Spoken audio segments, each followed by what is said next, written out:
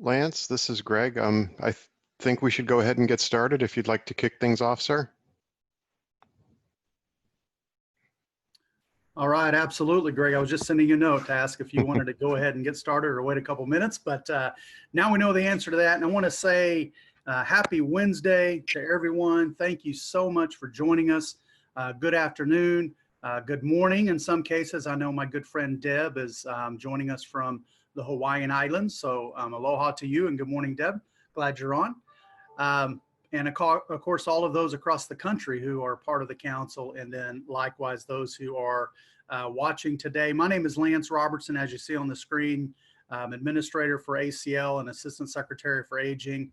And, it's my honor to sort of kick us off, to welcome you. I'm pleased to convene and call to order the third meeting of the Advisory Council. Certainly it's an exciting time and so glad to see the momentum that has built within this group and the progress that we're making towards the development of the National Caregiving Strategy. I want to welcome, again, all council members and certainly members of the general public who might be watching to this meeting. And from me to you, I want to just make sure that you're doing okay. I know that during times like this, we're all so plugged in and we're working hard, putting in a lot of hours. And just as a reminder, as a friend and colleague, just take care of yourself and please make sure that you're meeting your needs and then taking good care of your family. And hey, that's a lesson I too have to take to heart. So again, I would certainly want to kick us off and remind us all that we are highly valuable in this role and in so many others, but maintaining our own health and safety has to remain a priority. It's such a different season, as we know, but I can tell you that this pandemic has absolutely not weakened our commitment to this important work. So thank you for your flexibility, your resiliency, and your dedication. And as we could all agree, if anything, this pandemic has shown how critical it is to have the right supports in place to help caregivers. And I know you're aware as well, but as I've talked to so many different folks across the country during the pandemic, and particularly caregivers for so many, there's really now, of course, a heightened obligation, if you will, in terms of their care for the loved ones. In some cases now that is pivoting to full-time care. Maybe they have to do a lot more medically related types of care. And just in so many ways, it really has just fallen on them almost entirely during this season for understandable reasons. But so many of these caregivers also, as you recognize, if they're professionals, many of them now are in a telework posture, which means they're now full-time caregivers, they're now full-time teleworkers, and there are some who are homeschooling. Now, I'm glad that I have a 19-year-old and a 23-year-old self-sufficient college kids. I don't have to homeschool, but I can imagine the pressures that that's creating. So as we all know, the traditional stress markers have certainly been elevated or amplified. These caregivers need us now more than ever. We know the strategy is going to drive conversations and creating the best supports possible for these champions. Our efforts to support families and family caregivers, again, has never been more critical.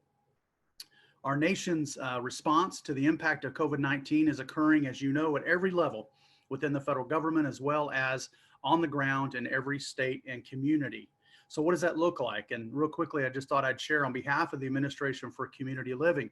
Specific to the pandemic, thanks to the supplementals we received through both the Families First Act and then also the CARES Act, we've actually been able to now pump out to states an additional $1.2 billion through ACL.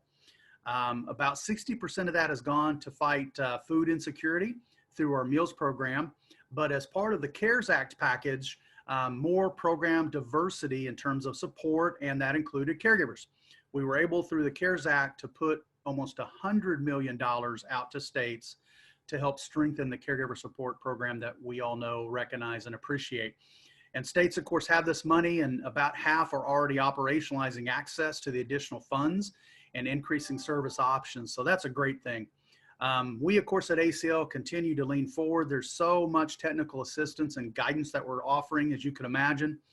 Within ACL on the aging side, through the Administration on Aging, nearly 30 new documents that we placed on our website that offer guidance to certainly, first and foremost, the agencies we contract with, but to so many others who are interested in how program services can still be offered during this pandemic. So if you haven't had a chance, I'd encourage you to go to our website at acl.gov. I think it's a great resource all the time, even outside of the pandemic. But certainly if you're interested, we have a COVID-19 page on there that really is resource rich. And one of our primary goals in launching that was to make sure that for the Aging and Disability Network, there was a great place to land for timely, pertinent information. I think we all were grateful for all the different information at the beginning of the pandemic and stretching even into today.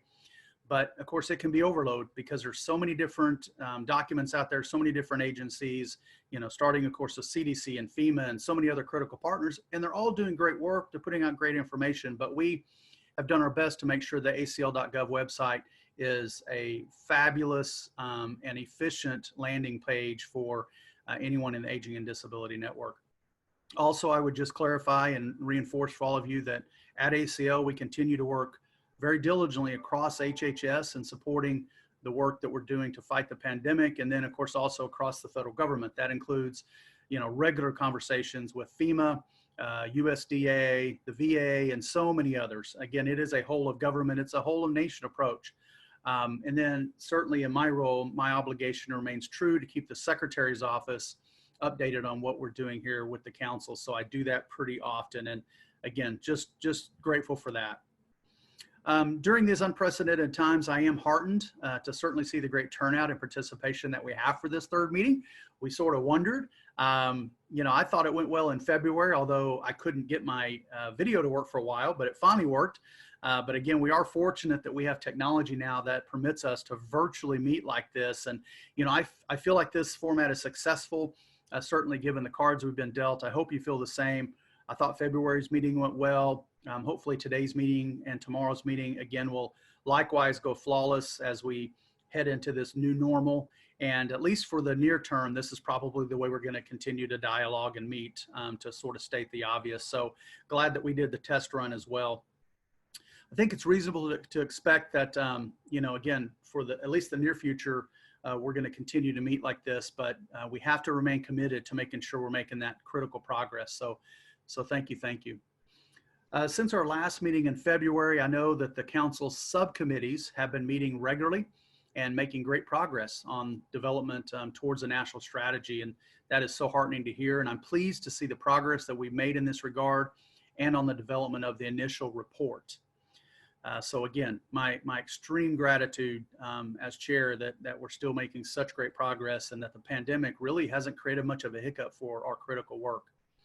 But speaking of the report, I'm also pleased to announce that we have another team member, and I want to make sure all of you know Sarah Markel. Sarah actually comes to us with extensive writing and journalism background, and will be a tremendous asset to our team as we manage the writing effort. So again, my thanks to Sarah. I'm glad she's part of our team. And then related to staff, I just want to take a quick moment, a point of personal privilege as chair. And I want to also share that a couple of weeks ago, the federal government held its annual Public Service Recognition Week.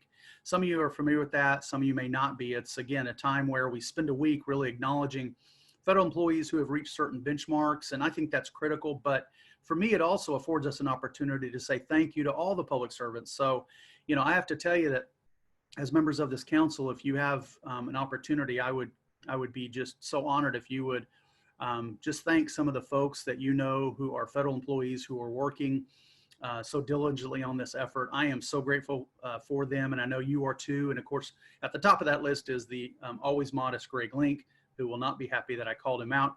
But Greg's amazing, and we're just so glad that he continues to provide fabulous leadership on this effort. So again, even though Public Service Recognition Week now is a couple of weeks old, it doesn't matter. I think anytime we can, we need to pause and say, hey, thanks, guys, because I know these federal colleagues are putting in countless hours and juggling this amongst other responsibilities. So thank you to Greg, thank you to Lori, and so many others from ACL, and then certainly all the other fellow public servants across the federal government space. And there are many who are on this council and many who are supporting the council work in so many ways. So my thanks to all of you. And I would hope that as council members, if you're a non-fed, if you can just take a moment and say thank you to those folks too, I would really appreciate it. So our meeting today and tomorrow is all about the council digging deeper into several important issues related to family caregiving and how we will address those issues on both the report and within the national strategy. So I know the ACL and NASHP, the NASHP team, have prepared a packet and a great packet for you today. It includes the agenda, and there's presentation material in there. All of that will help inform our work. And I want to say thanks in advance for today's presentations by Scott, Kitty, Pamela, and Lynn. Thank you guys. I know it's going to be highly informative. I'm excited to hear more about that.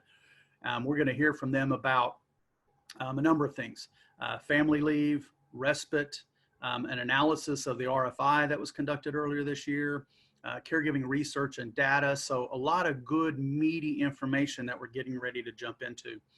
And then tomorrow, towards the end of our meeting, we'll spend some time working on the driver diagram that is shaping your thinking on both the national strategy document and the recommendations that will be included in the initial report.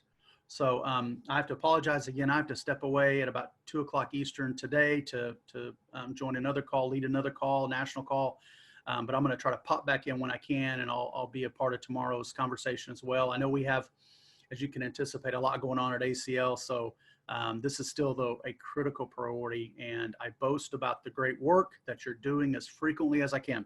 As I mentioned, I do that for the secretary. I do that across the ACL team, across conversations with our federal partners, and so much more. So one final note, I think most of you know, but May is Older Americans Month. So Older Americans Month, every year we celebrate that. It's an opportunity to say thank you to the older adults who have made this country as great as it is, and to really recognize their ongoing contributions. It just blows me away. Story after story after story. You can see some of that on our website at acl.gov. The theme this year is Make Your Mark. And of course, we set that theme up long before the pandemic, but I am still really, really happy to say that so many folks have taken on that challenge. And, you know, a lot of what we're doing now to support Older Americans Month obviously is being done virtually, but the creativity, the commitment, all of that is just fabulous. So again, for those of you who aren't familiar with Older Americans Month, jump on our website, take a peek, but also, again, just acknowledging and appreciating what older adults mean to all of us in our community. May is a month we do that formally, but of course at ACL, we do it every day of the year. So again, I want to thank all of you for all that you do. I want to thank you for giving so generously of your time and your talents to serve on this council. And of course, for your care and your compassion. I know, having been a part of this team now, that you guys are also plugged in, and this is real for you, and you're really making contributions that I would say are above and beyond. So I want to thank you for that. And I know that together, we really will make a difference for caregivers, for grandparents raising grandchildren, for so many others who are in a caregiving role. So again, thank you from the bottom of my heart. Be well. Thanks again for your time and commitment. And with that, Greg, I'm going to turn it back over to you. Okay, thank you, Lance. I so appreciate your support and your leadership in all of this. It really truly does make a difference. And good afternoon, everyone, all the members of the council, as well as the members of the general public. It looks like we have right now about 55 folks from around the country tuning in to watch various parts of our meeting and hear our discussions today. So I'm really glad about that. Before I dive into the agenda, and I'm going to go through some of the more boring housekeeping details of this webinar, I want to ask Cheryl Thompson, our amazing contract support, to do a quick roll call of the council members. Before she does that, I see that we have a few folks who don't have their cameras on, and that's fine. I just wanted to remind you that if you can turn on a camera and you do have one, and if you'd like us to see your fabulous faces, then please go ahead and do that. But Cheryl, can you run through the roll and just see who we have here and do a final sound check? Sure, wonderful, thank you. Good afternoon, everyone. I will not call Lance's name, we already know he's here, but with our co-chairs, Casey Shillum, Alan Stevens. I'm here. Thank you. Nancy Murray. Here. And for our non-federal members, Ben Bledsoe. Present. Joe Caldwell. Here. Diane Caradu. Here. James Cheeley. Here. Gisela Dolan. Here. Brenda Gallant. Catherine Alicia Georges, Here. Rhonda Montgomery, Here. James Murtha, Here. Deborah Stone Walls, Here. Teresa Tanus, Here. Carol Zernial, Here. and for our federal members, Elizabeth Darling. And we may have her alternate, Liliana Hernandez. Here. Thank you. Linda Davis. And do we have either of her alternates, Christine Myrna or Anna Schuster?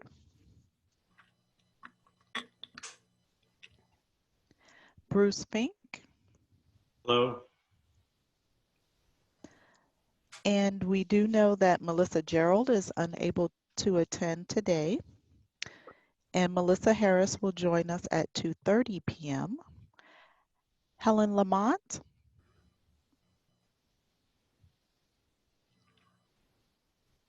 And I did see Helen on video. Okay. Tamara Mays.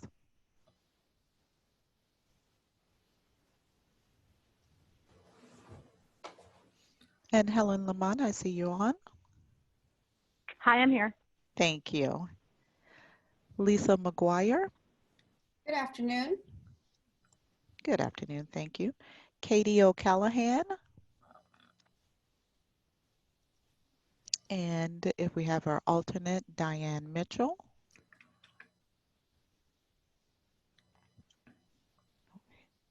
Hector Ortiz.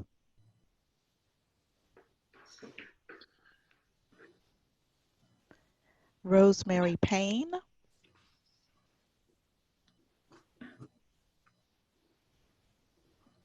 Mark Vafiades. Yes, I'm here. Thank you. Thank you. Joan Weiss. Good afternoon. I'm here. Good afternoon. Thank you. And our Nashby colleagues, Wendy Fox-Grage, Here. Kitty Purrington, Here. and John A. Hartford Foundation, Ronnie Snyder. She should be coming later. Okay, thank you, Scott. And Scott Bain. Here. Thank you.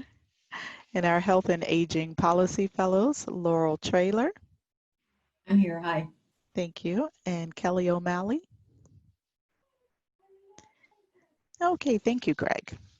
Thank you, Cheryl. And it is great to see everyone. I was on a meeting like this yesterday, and it's really, this is probably the most people I've actually seen their faces in about 2 months. So it's wonderful to see you all, and I can't wait to dive into the agenda today. Our meeting is scheduled to go over the course of today and tomorrow for 3 hours each day from 1 to 4 p.m. Eastern. We have not, because of the amount of information that we have built into the agenda, we've not built in breaks, but you all should feel free to step away if you need to for whatever reason and then come back, and that'll be just fine. The meeting, this meeting is being recorded and closed captioned. And for the members of the general public who are attending, a full recording of the meeting will be posted sometime after we conclude tomorrow, a few days to a couple of weeks. As will all of the PowerPoint slides that we're going to be going through will also be posted. And I've seen all of the slides from our various presenters over the next 2 days, and I can tell you that the information in there is really wonderful, and I think it will help move us along a great deal. The members of the public who are watching are free to make their comments in the chat feature if they have comments that they would like to add. And while we might not be able to answer or acknowledge all of the comments or questions, please note that they are being captured and we can refer back to them and circle back to you if we have specific questions. For the members of the council, because we're recording, if you have comments or input that you would like to provide, please do so over the microphone so that we can capture it on the recording and have it closed captioned. So as Lance mentioned, this is the third meeting of the Caregiving Advisory Council. And the agenda that we developed for you today, my team and the NASHP team really collaborated on this and we based the agenda on the past 2 months worth of subcommittee meetings in March and April. Those meetings, as you all know, because you were part of them, were really productive and resulted in some considerable and measurable progress on both on our journey as we develop the national strategy and begin conceptualizing what the initial report's going to look like. And as you'll recall, most of those meetings over those 2 months consisted of work on the driver diagram that's going to serve as the foundation for the national strategy and shape our thinking about that, as well as the recommendations that will ultimately be included in the report. But during those meetings in March and April, Wendy and I clearly heard from many of you that you wanted to hear some more detail and have a chance to interact with folks on several different topics for which there was particularly robust discussion. And so this is what we've done for you today is we have pulled together presentations from several experts out there, and many of you know them quite well. But we're hoping that these presentations will give you the additional food for thought that you all need as you consider how the strategy is going to take shape and the recommendations that will ultimately be part of the report. So if you looking over the agenda very quickly, you'll see that our first presentation after we do a round of project updates next, we're going to hear from Dr. Pamela Nadash. Pamela and her team at the University of Massachusetts, Boston are analyzing the RFI information. And I know the council members have received advanced copies of those slides. If you've had a chance to look at them, I think you'll agree that the information that we got is pretty exciting, and I think it will go a long way towards infusing our work with the voice of caregivers. We're also going to delve into some family leave information and discussion with Lynne Feinberg.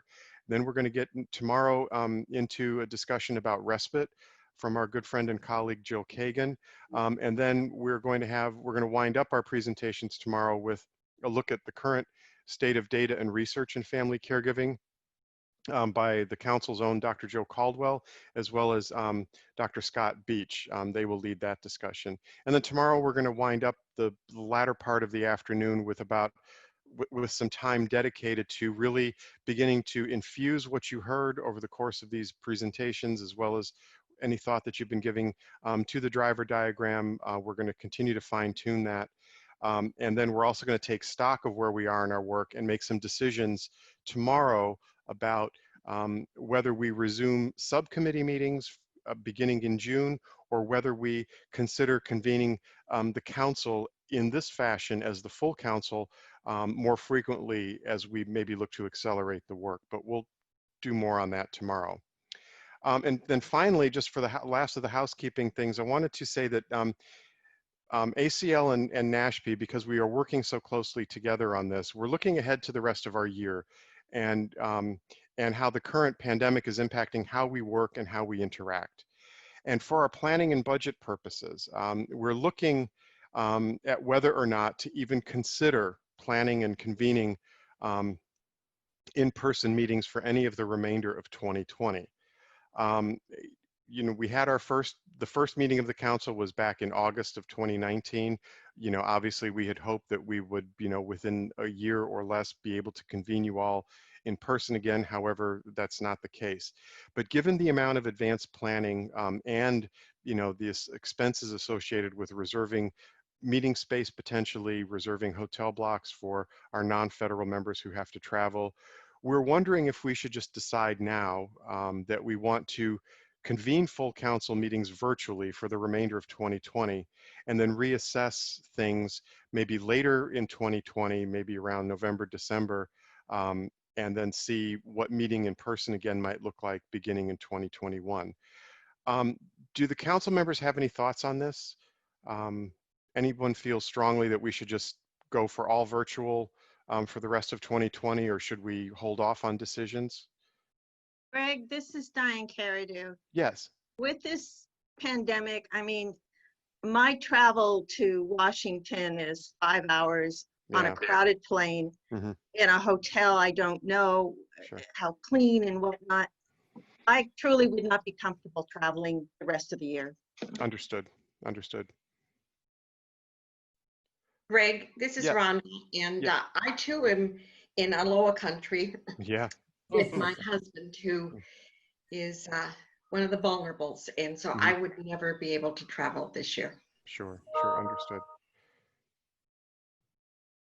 Hi, Greg. It's Deborah from Maui. I think virtual is a great way to go for this year. Okay.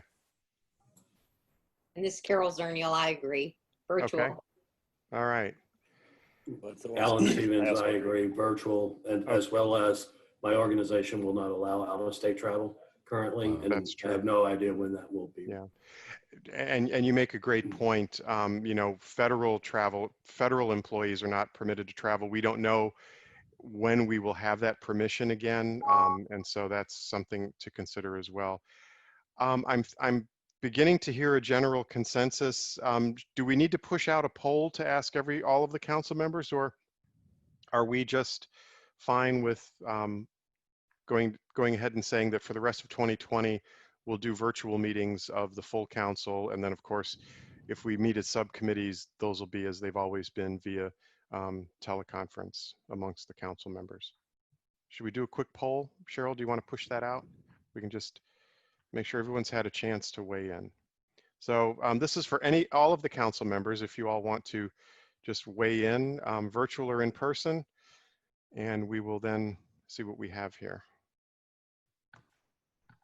Greg, this is James Cheeley. Yeah. I was just disappointed that Deborah didn't invite us to Hawaii. Well, I know, but we'll get her next year, right? We'll all get out there. And, Okay, and well, Great. I do want to point out that Rhonda's here as well. So Rhonda's in Hawaii too. So so we could have a party at one house one day and then party at the Yes. other. Yeah, Sounds flip good. the All right. budget from this year to next year. Yeah, well, it looks Right. like Double we it have, up. definitely. It looks like we have 100% agreement that we're just going to do virtual meetings. So thank you all very much. That was extremely helpful, and we will proceed accordingly with meeting planning and moving ahead in this virtual environment. It's getting surprisingly easy, I think, or it's more comfortable as we do more of this to be able to meet and work this way. Although there's nothing like being able to just, you know, hug someone you're happy to see, but we'll have to wait for that. So let's move on to the next section of the agenda, which are just the project updates. As you all are aware, the council members, you all have been up to a lot in your work to support and move the work ahead. But ACL and NASHP have also been very much engaged in a number of areas. And I just wanted to provide folks with a bit of an update as to where things have been happening. So on the ACL side, you all hopefully have seen the RAISE progress report that we put together and published on the ACL website. This RAISE progress report was led or developed and pulled together by our 3 health and aging policy fellows. Our 2 policy fellows from last year, Lauren Bangurter and Kelly O'Malley, as well as our current health and aging policy fellow, who you'll hear more from in just a moment, Laurel Trailer, pulled together this progress report. We felt it was important to just put it out there, all of the great work that has been going on and everything that we have accomplished. And so that report is up on the ACL website. And for those of you who are members of the public, once these PowerPoint slides are posted, this will be the direct link to that, but it is available on the ACL RAISE Act webpage. We also released a blog from Lance, which was then picked up by Secretary Azar on family caregiving during COVID-19. That blog heavily featured and reported on the work of this council as well as the Advisory Council to Support Grandparents Raising Grandchildren. We linked to a number of the meetings that we've had, some of the materials that we've produced, and the fact that it was published in the Secretary's website and as an HHS secretary's blog only elevated our work and made it that much more visible. And so we are really getting out there and making the progress that we're making known. The final little update, this is for the council members. You all are aware that we have been working to develop a collaboration platform for the council members. It's sort of like what we're calling it kind of a SharePoint on steroids, because we're developing this working environment where council members can share information and ideas, look at articles, perhaps make edits to documents, develop products and materials. We are still very much in the midst of working with our IT contractors on that. We have Lori Stahlbaum and my contractors and I have been engaged in a round of testing of a test site. And we are still needing to work out some glitches because we need to make sure that it is as usable, as user-friendly as possible, so that it becomes a real resource to our council members. So that's not something that's fallen off the radar screen, but it is something that we are still working on. As Lance had alluded to, we're also really thrilled that I was able to bring on a new staff member to the ACL team, Sarah Markel. Sarah's an aging services program specialist in the Office of Supportive and Caregiver Services. And she's going to be working in a couple of different areas. On one side, she's going to be supporting the work of our dementia portfolio on our Alzheimer's disease programs. But she's also going to be dividing her time about 50% supporting us, the council, ACL, as the project manager for writing the writing of the initial report. And I wanted to give Sarah just an opportunity to say hello, to introduce herself, and to kind of give you all a sense for how she's going to approach the work. So Sarah, can I turn it over to you for a few words? Yes, hi Greg. Thank you so much for having me. Thank you everyone. My name is Sarah Markel, and as Lance mentioned, I'm a relatively new member of Greg's team here at the Administration for Community Living.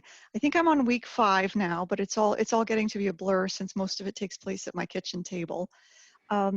My background is in communications project management and writing and editing, and previously I actually worked at the Administration for Community Living in the Office of External Affairs. At that time, I did a lot of my work was supporting the disability community. So the aging side is new for me, and it's nice to work on the caregiver piece because it spans both sides of the Administration for Community Living. Most recently, I worked at CMS as a consultant. And I want to take a minute to explain what I did there because I think it feeds into how I'll be supporting the Caregiver Advisory Council. When CMS is developing documents, they're very, very technical and they're developed by a lot of experts. And so my role a lot of times was to take the content developed by those experts and bring it together into a coherent document with one voice, and then move it through the clearance process, move it through to editing, formatting, 508 compliance. And so if you think of a metaphor for that role, it's almost like bringing together a quilt. You've got lots of different voices and perspectives and experts. I'm certainly not the expert. My job was to stitch it together into something coherent and usable. And so what I'll be doing for the committee is very similar, developing tools, timelines, processes, so that the wonderful content that's being developed and your fantastic discussions and your voices get captured into something that's meaningful and helps us pave the way for the next project, which will be that strategy document. And that's going to be a major milestone in the history of supports and services for caregivers. And so we want it to be perfect. As we move forward in these meetings, you're going to see me on the meetings. You'll hear from me. I'll provide updates. I welcome your input. You are all always welcome to reach out by email through the inbox if you have an idea, a concern. You know, one of my tasks is to keep track of details. So if there's a study that came out in 1992 that you think, boy, we need to reference this, you let me know. I'll add it to my checklist and it'll get in there. So with that said, I don't want to take up too much more of your time, but I look forward to working with all of you. This is exciting and meaningful work, and I'm just honored to be part of your team right now. I'm here if you need me. And with that, I'll hand it back to Greg. Thank you, Sarah. And so as you can imagine, I'm particularly pleased and excited to have Sarah's skill set, but also just the fact that she's an amazing person to work with as a part of this team. I think her contributions will be truly meaningful. Did anyone have any questions for Sarah? Okay. Earlier this year, many of our federal members had an opportunity to meet, virtually meet, Laurel Traylor. Laurel is a health and aging policy fellow that also happens to work at the VA. And Laurel has been tasked, during her one-year fellowship with us, has been tasked with leading our effort to complete the inventory of federal programs and initiatives that support family caregivers. And if you'll recall, it's that inventory piece that is one of the integral components of the initial report to Congress. Back in March, when we met with the federal partners, because this is really going to be one of their primary contributions to this effort, we met with our federal partners to begin laying out our initial thinking for how we were going to accomplish that inventory. Well, then the pandemic came along, and it's kind of upended things because, as Lance mentioned earlier, it has been an all hands on deck effort to meet the response to that. And so Laurel and I began to rethink the approach for how we conduct this inventory in a way that is least burdensome to our federal members, but also gives maximum opportunity for them to provide input. So we changed our approach a little bit. And I wanted to just give Laurel an opportunity to kind of give an update on where things are with that and share with you our thinking for how we're going to go about this, and then give you a heads up that we are going to be starting to come to our federal partners very soon for this information. So Laurel, can I turn it over to you? Thank you, Greg. So good morning and good afternoon, everyone. So you heard that the Federal Advisory Council will create an inventory of support services for caregivers, and as one of the several components and contributions to our formal report. The inventory, I think, is really envisioned to lead and develop a comprehensive warehouse of federally funded efforts supporting caregivers. The inventory itself will include not only demographic and outcome information, but also recommendations across organizations towards improving more effectively delivered services. And that's really going to be based on mission, purpose, and performance of each organization as contributors to our bigger goal of caregiver support. Through this process, we hope to identify and highlight some areas of overlap, your organization's unique expertise and practice, as well as outcomes and gaps and strategies to better serve our nation's caregivers. So our hope today, I think, was really to demo some content examples, but it seemed pretty cumbersome for purposes of this call. So what you have in front of you is a one-page template that contains our themes as we've envisioned them in the focus areas. So if you take a minute to look at the template, in the first section, you will see that we're really looking at mostly some of the demographic content including, for example, department and agency, your caregiver programs and initiatives, and dates of implementation.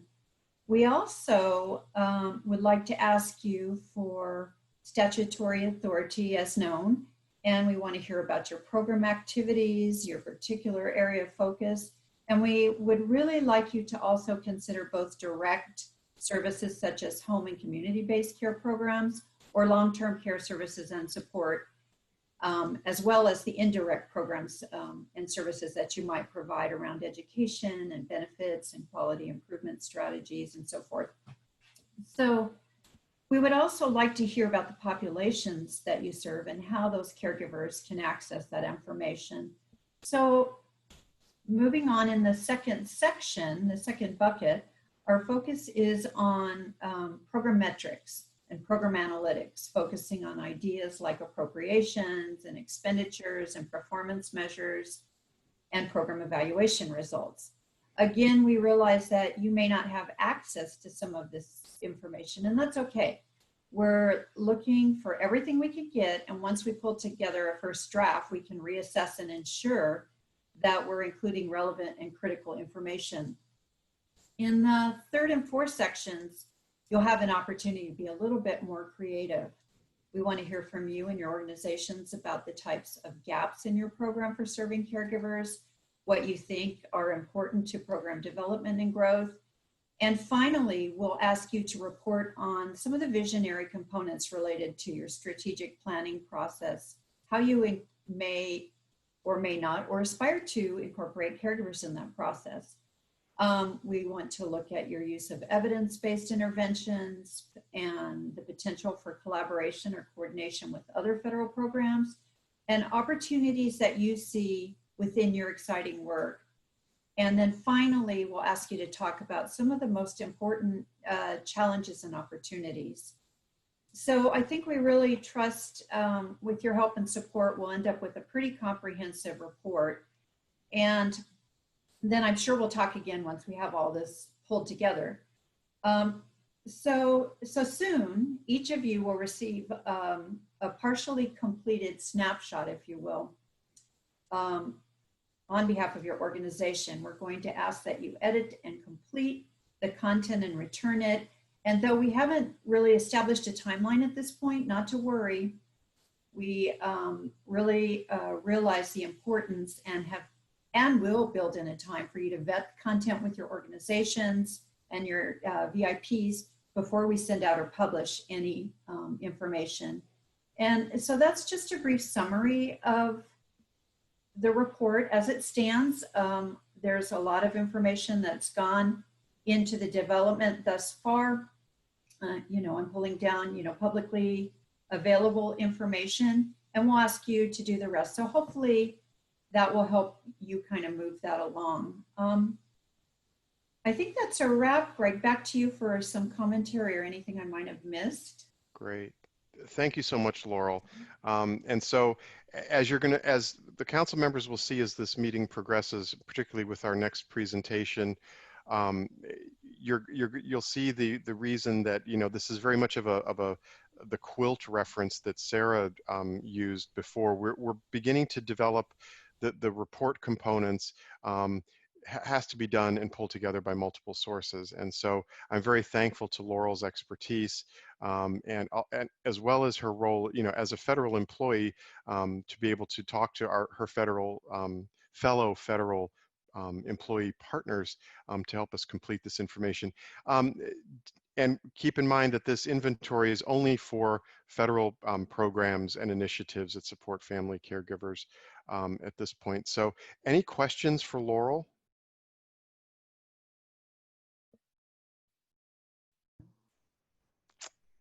Okay, all right. So that concludes the ACL updates. I wanted to turn it over to our good friend Scott Bain at the John A. Hartford Foundation. He's going to be talking a little bit about the John A. Hartford support for one of the other components of the initial report, and that is the assessment or the evaluation of caregiving on Medicare program. So that's one aspect that we have to look at. So Scott, I'm going to let you take it away and talk about what's going on in that regard. Great, thank you so much, Greg. I'm Scott Bain. I am a program officer at the John A. Hartford Foundation. So glad to be here today. And before diving into the status of the Medicare and Family Caregivers report, I'll give you a quick overview about who we are at the foundation and our family caregiving grant making, since it may not be as familiar to some of you. Thank you. I was just going to ask for the next slide. So the John A. Hartford Foundation, we are a private foundation based in New York City. The money from which it comes from the A&P grocery store chain. We work on a national basis. And since 1982, the foundation has distributed $625 million, all focused on aging. Next slide, please. We have 3 program areas: age-friendly health systems, serious illness and end of life, and family caregiving. And as you can see from the diagram, we very much see these areas as interconnected and reinforcing to one another. Next slide, please. Specifically regarding our family caregiving grant making, we've done a lot of work in this area. I won't go through all of these, but a couple of highlights. The foundation supported in 2016 the National Academies of Sciences, Engineering, and Medicine report, Families Caring for an Aging America. The foundation has supported state-level work through the Center for Healthcare Strategies. And we've also supported some work to help clinicians and social service providers better respond to caregivers from diverse communities. So that has been done through the Diverse Elders Coalition. And then finally, the work connected to RAISE. In May of 2019, the foundation made a $2.5 million grant to the National Academy for State Health Policy to develop the Resource and Dissemination Center to support the work of the RAISE Family Caregiver Council. The goal of the Resource and Dissemination Center is to research policies and evidence-based programs, convene experts, provide information to the public, and then very excitingly to actually test some of the recommendations that the council will be coming up with in states. Under the leadership of the foundation's president, Dr. Terry Fulmer, and our vice president for program, Ms. Ronnie Snyder, who is now with us, the foundation really recognizes that family caregivers are the unsung heroines and heroes of our healthcare system, and that we can do better to support them. And given this, we are very supportive and grateful for all the wonderful work that the council is doing. Next slide, please. So the report around Medicare and family caregivers. This is going to be done by their Center for Medicare Advocacy, which, as you can see on the slide, is a nonpartisan legal organization.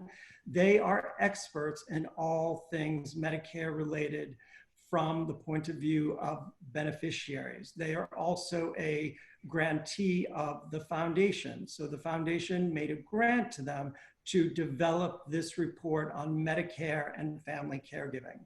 Next slide, please. ACL, NASHB, the Center for Medicare Advocacy, and the foundation, we all work together to come up with a scope of work for this report. The first area that it's going to focus on is home health and home health aides. Since care is being provided in the home, and family caregivers are in the home, that's an obvious place to look. The center will look at covered services, but also criteria for covered services. And they will also spend time looking at the new supplemental benefits being allowed for Medicare Advantage plans. Second, they're going to analyze barriers and gaps, because as all of you know all too well, when care does not go as planned, it often falls to the family caregiver to make up for that. So they're going to look at that issue. They're going to look at recommendations, specifically inventorying payment mechanisms under Medicare that can or could better support family caregivers. So for example, is there a payment mechanism that concerning discharging from post-acute hospitalizations that could better include family caregivers? And then lastly, under opportunities, the report will look specifically at work being done by the Center for Medicare and Medicaid Innovation, which supports development and testing of innovative payment and delivery service models to see if, again, if there are places there to better support family caregivers. So in summary, I will say, I'm sure I don't need to tell this group that clearly Medicare, excuse me, is an important payer for healthcare for older adults and people with disabilities. The Center for Medicare Advocacy will be coming back with their report in early summer. And we look forward to sharing that report with the council, as well, of course, our colleagues at ACL and NASHB. And that's the quick summary of where we are with Medicare and family caregivers. Thank you, everyone. Thank you so much, Scott. Did anyone have any questions for Scott or Ronnie, who I believe is now on the webinar or on our meeting, about the work that they're doing in support of this particular aspect of what will ultimately be included, the information that will be included in the initial report? Any questions or thoughts for Scott? I have a question, Catherine Alicia Georges. Yes.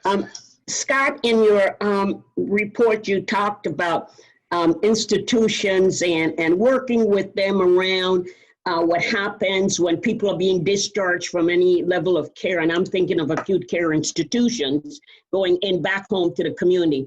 And just wanted to remind you that in many of the states in this country, the CARE Act has been passed. And it's critical, since it was AARP, I'm sorry, but I have to give AARP the credit, that moved this legislation across the states, that be taken into consideration and be considered critical in what people need to adhere to, institutions particularly.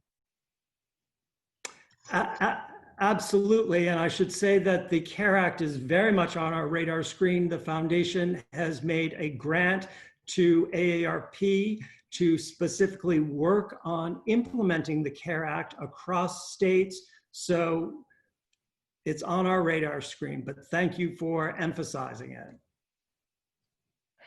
And this is Ronnie, if I can add into that. So we're really interested in the results of the CARE Act across those 40-some states, and determining what's happened and what some of the best practices are. Because ultimately, once we have a good gauge on what the best practices are in supporting family caregivers of people who've been discharged, we want to do our best to spread that as well. Thank you for that good point. Alan Stevens here. I just want to reinforce that it is such a very important act, but it is still largely seen as voluntary, and we need some teeth put in it. So I would suggest all of this work is building up, I hope, to a point where someday this will be on the screen of regulatory agencies, surveying agencies, that type of prominence as far as compliance would go. But thank you for all you're doing. We'll get there. Thank you. And I should just say that, yes, we have had those exact same discussions about the act, that it's voluntary but not required. And our AARP is very much working within that structure to go as far as they can go to enlist hospitals that are interested in working more closely with family caregivers. This is Bruce Fink from Indian Health Service. I'm curious, and I don't know the right answer here, but I'm curious about whether you've addressed the question of specifically with home health and home health aides that's been raised in recent months in the course of the pandemic about the vulnerability of that particular workforce, of the financial and sort of health vulnerability of that particular workforce, and whether that's going to be part of the conversation or part of the study. I would say that, oh, go ahead, Ronnie. I think that's a really important point. And so the work that we have done thus far in our family caregiving program at the John A. Hartford Foundation has focused primarily on what we're calling family caregivers. And as we all know, that doesn't necessarily mean blood related, but unpaid caregivers. That said, and Scott and I have had this conversation many times, we see paid caregiving as the other side of that same coin. And acknowledge how very, very important that is. And this is not specific to our family caregiving work, but I will tell you that in some other work that we're doing around the nursing home crisis with COVID-19, we're thinking very much about various CNA and health aid level individuals and the vital need for them in our healthcare system and the work that they're doing broadly. And so we are not excluding them, but it is not part of the work that we've thus far been able to focus on in our family caregiving area. And this is Greg. I would add to that they are the workforce, the caregiving workforce, the paid workforce is absolutely critical. And I think that in the discussions that the council members have had, particularly around their thoughts on the national strategy and what the strategy will speak to in terms of workforce and workforce development and strengthening and protections, but also around the financial impact of situations like the pandemic that we're in now, that will become part of the national strategy, hopefully, as well as at least one of, part of the recommendations that are made in the initial report. So it's going to be, I think it will show up somewhere. I think it's still TBD, but that's a great point. Any other questions for Scott before we move on to NASHP's update? Okay. Well, I want to turn the floor over for the last few minutes of the session to Kitty Purington at NASHP to give their update. I can just tell you that without our NASHP colleagues, we would so not be where we are today. So thank you. And Kitty, I'll let you take it away.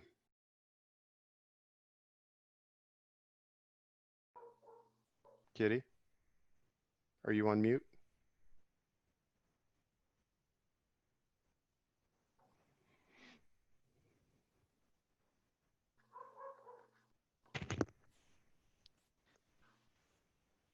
I think Kitty might have some audio concerns. Yes. Okay, I think that might be her returning. Hi, good afternoon. Yay. Sorry about that. Of course, at a critical moment, I lost my connection. Can everyone hear me? Yes. Hi. So. Hi.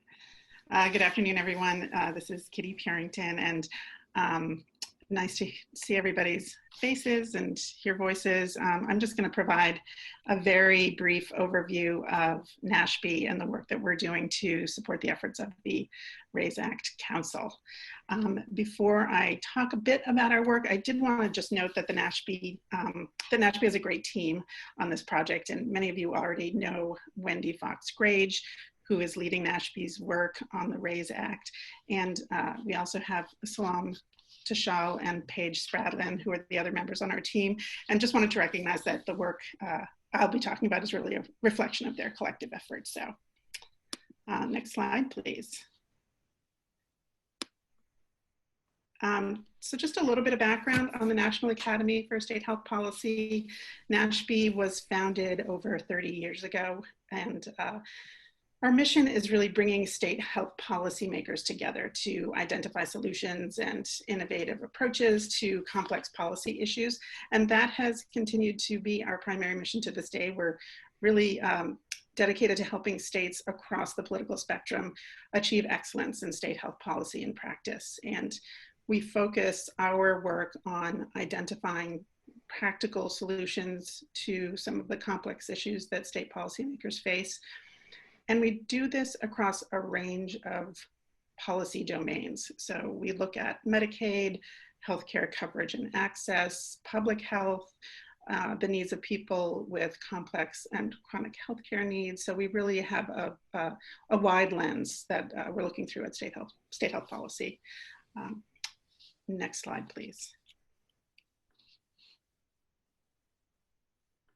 Are the slides moving? Hi, Kitty. It doesn't look like we have those two. Oh, okay. That's fine. We can just keep going. So NASHP prides itself on really our ability to work across really work on a nonpartisan basis. So we connect with state leaders across the political spectrum and approach our work understanding that one size definitely does not fit all for state health policy. And our work is guided by an academy of state health officials who are also from a range of states, red, blue, urban, rural, and diverse government agencies. So again, I think one of the key strengths that we bring to the field is our ability to work across agencies and state government, and particularly when identifying the needs of complex populations needing to look at behavioral health, Medicaid, long-term care, what have you. It can be a particularly helpful way to approach some of these problems. So as you heard from Scott, we have been very fortunate to receive funding from the John A. Hartford Foundation to assist in the very important work of the RAISE Act Council. Through this work, NASHB has been able to develop the RAISE Act Family Caregiver Resource and Dissemination Center. And the center supports a number of different activities associated with the RAISE Act work.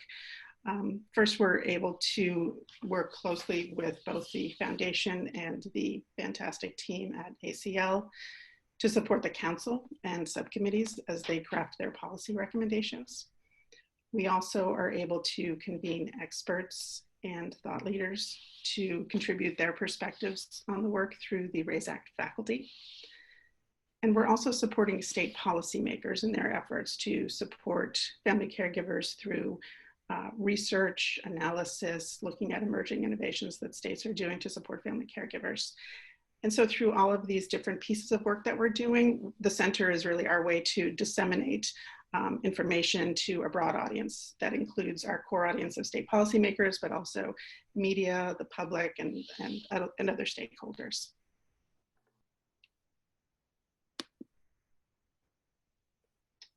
So in the materials, we do have a screenshot of the RAISE Family Caregiver website that NASHB hosts on our website, and I encourage you all to take a look at that and explore the growing list of materials that we have there. I wanted to just flag a couple of recent publications that we have. Some materials developed to support the council's deliberations, as well as some materials that share policy activity with our state audience, state policymaker audience. So we recently posted an inventory of key family caregiver recommendations.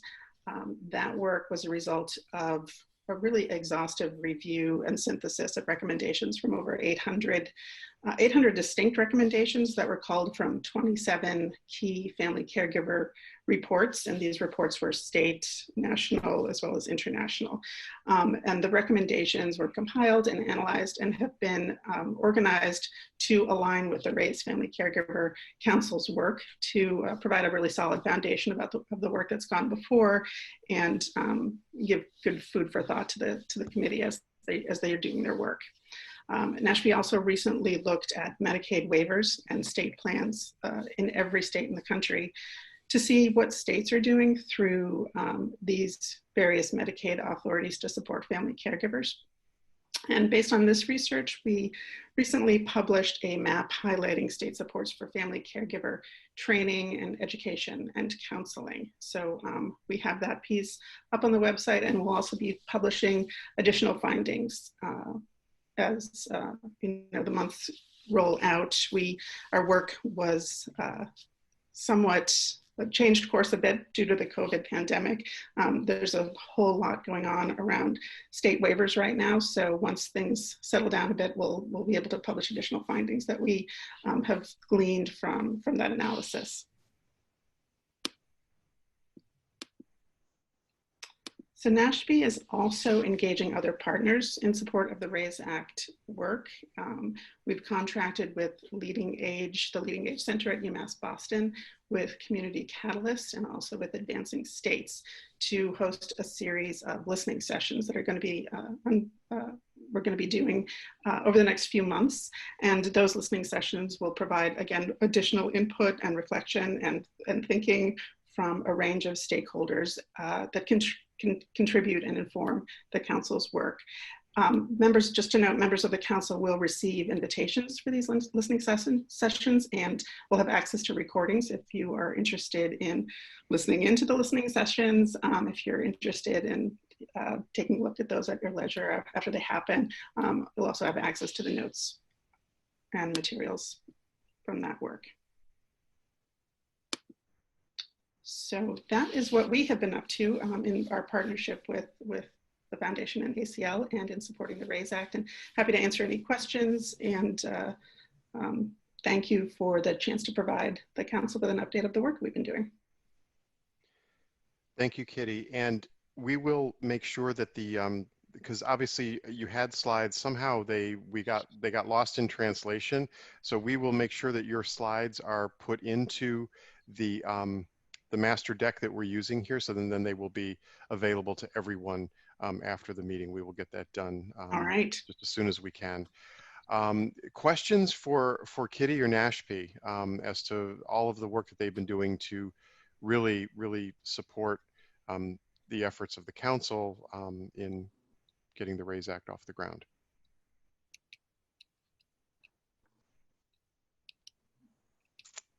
Okay, no questions.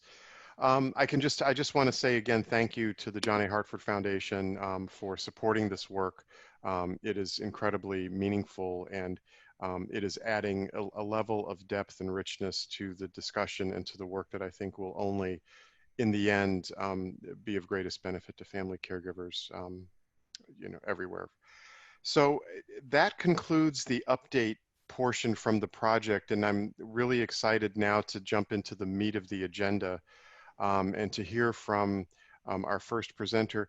Wendy at Nashby, could I put you on the spot to just introduce Dr. Pamela Nadash very quickly? Sure.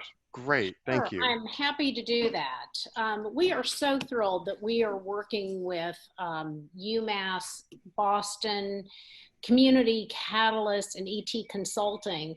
And Pam and her has just done a fantastic job analyzing the public input that we received for the RFI that went out at the beginning of the year. They have hand-coded the responses.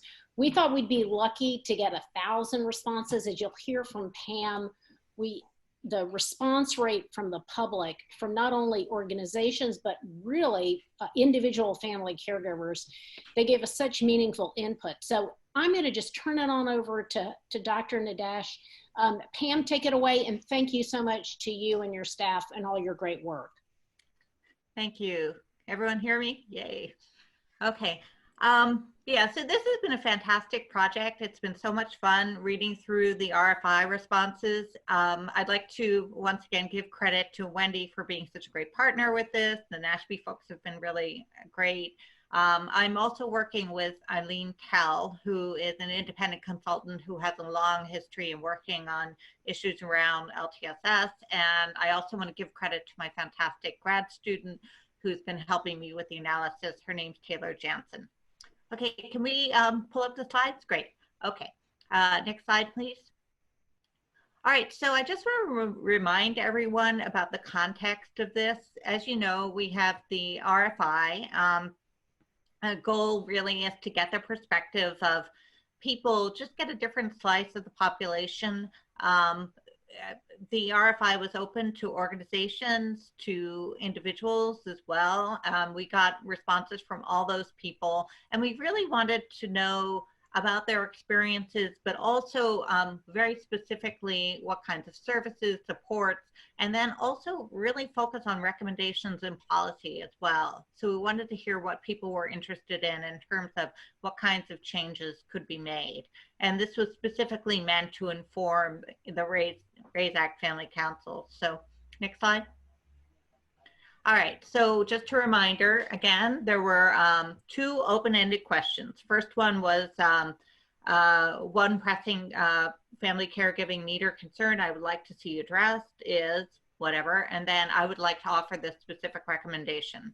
Then we also had one close-ended question, which was a list of different types of, well, I'll show you the list in a minute. People also had the opportunity, there was a blank where they could fill in the organization with which they were affiliated. This ended up being really useful to us as analysts because people identified themselves as individual family caregivers or as affiliated with an organization. We had 1,613 responses. And just as a reminder, all of this information was collected before the whole COVID crisis really hit public consciousness. So we always have to kind of bracket the responses and remember that. Next slide, please. All right, so this gives you an idea of who the respondents are. And really the key thing that I want you to focus on is the fact that 75% of respondents were in fact individual family caregivers. And just so you know, there was the organization blank where people could put in their organization. Many people self-identified as family caregivers, but we also had, again, my fantastic RA went through and individually coded people who did not put an entry in there. And very often you could tell from the response, it was a family, it was an individual, and she coded that up. So we're pretty confident about that coding. Okay, next slide, please. So these were the responses to the close-ended questions. And I don't know about how your screen's looking at it, but it's a little bit small. I think the big takeaway here was, I think the natural question that most of us would ask when we think about what priorities are is we might think that family caregivers might have a different take on things than the organizations that the people who are responding on behalf of organizations. And the kind of interesting thing is there's very little difference here. When I split it up in terms of caregiver respondents, I mean, there's virtually no difference. So just looking at the list of responses, these were the categories that were given to people, and they could check all. They could say, this was important to me. So they were able to have multiple responses, and you can just see how those responses played out. Service planning was the top response, most frequently checked response. Family-centered care, respite was third, care transitions or coordination. Financial security, oddly enough, was a little bit lower down. So I kind of, the result of my analysis of the qualitative responses, the open-ended questions had a slightly different priority assigned to them. So we'll just move on to that and we can discuss the extent to which they agree. I do want to point out that it was great that we had respondents who were from a variety of different backgrounds and had a variety of different perspectives. We had all different kinds of caregivers responding, which is fantastic. I am a person, I'm in a gerontology department, so my focus tends to be more on the aging population, but we had a lot of different experiences represented there. So we have caregivers who are themselves aging, including the grandparent population. We had a lot of respondents who were talking about the experience of living in a rural area and how hard that was. People mentioned long distance caregiving. People mentioned different racial and ethnic backgrounds. There were very few cases where people talked about children who were caregivers. And they cared for a whole bunch of different types of populations as well, adults and older adults with care needs, children or adult children with mental health needs, that came up a lot, people with dementia and children with special health care needs. Next slide. So the biggest impression I got from all of this is the overwhelming concern and worry over financial issues and financial security. The respondents talked a lot about how worried they were about their personal finances and their future financial security. And this kind of breaks down into two components. The fact that they were worried about being able to provide all the support they needed to the care recipient to be able to afford whatever it is that person needs, but also the impact on themselves in their own life. their ability to live their life the way they would want, and also thinking about the future, just worried about retirement and ongoing, the ability to continue on as they are. A lot, and that fits in very neatly with the next point, which has to do with, I can't work. Providing care has meant that it's much harder, much more stressful for me to continue working. I had to stop working. And then also the impact, again, on the financial future. I'm not, I'm worried about being able to qualify for Social Security. My Social Security is going to be lower, all of that worry. And so the single recommendation that people were making had to do with simply pay family caregivers. I want some kind of financial recognition of the impact this is having on me. And some of them requested tax benefits, Social Security credits. Next slide, please. Oh, what's interesting, you know, and you could spend a lot of time reading this slide, but what was interesting to me was how very detailed people were in terms of the recommendations they made about what kinds of financial support they wanted. And so it ranged from things like quite specific tax credits. People talked about the earned income tax credit and so forth. People talked about tax deductions for the purchasing supplies that they needed in order to support their family caregiving. They talked about supplemental retirement income for caregivers through Social Security. They talked about Social Security credits. So there was a lot of variety and richness in terms of the types of things they were asking for. And I think this is something that the council is going to have to think about, because there are many different mechanisms for providing financial support to family caregivers. Everything from, I wish my state Medicaid program paid me, to all these other kinds of recommendations that were being made.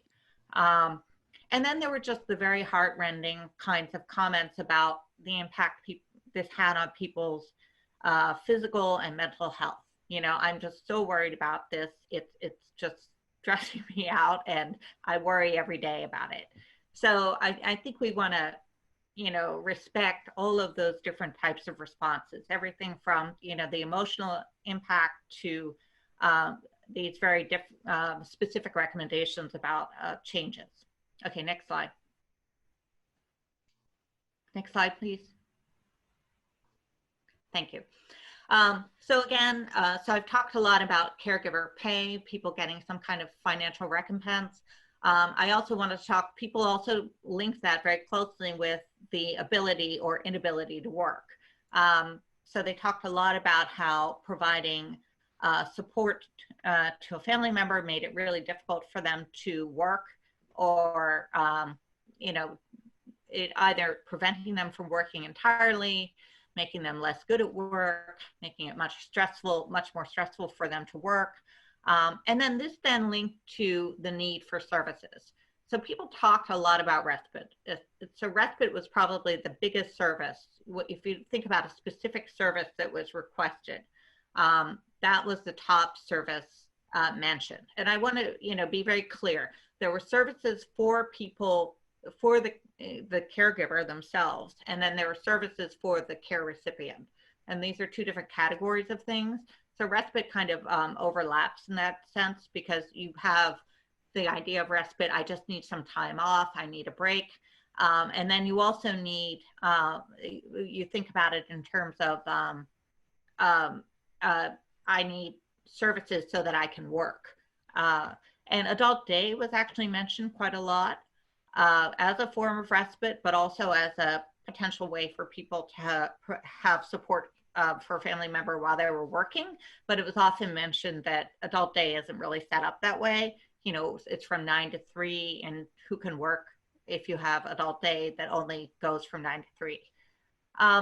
And then there was a lot of comment about the need for workplace protections. People mentioned FMLA, paid time off. They mentioned the need for flexible work environment. They mentioned the need for part-time options. Next slide. Thank you. And then, you know, as you might expect, there was a lot of conversation about the emotional and physical impact, the worry about the financial circumstances, the concern about whether I'm going to be able to continue providing care. There was a lot of conversation about mental health, and that goes in a number of different categories. It goes in the category of the care recipient who requires mental health supports and how hard that is to get. That was just talked about a lot. And I think it reflects the fact that our healthcare system isn't well designed in terms of delivering those services, but also the need for family caregivers to get mental health services themselves. And then, of course, the impact on physical health. Next slide, please. So the demand for services for family caregivers was very high. Again, respite.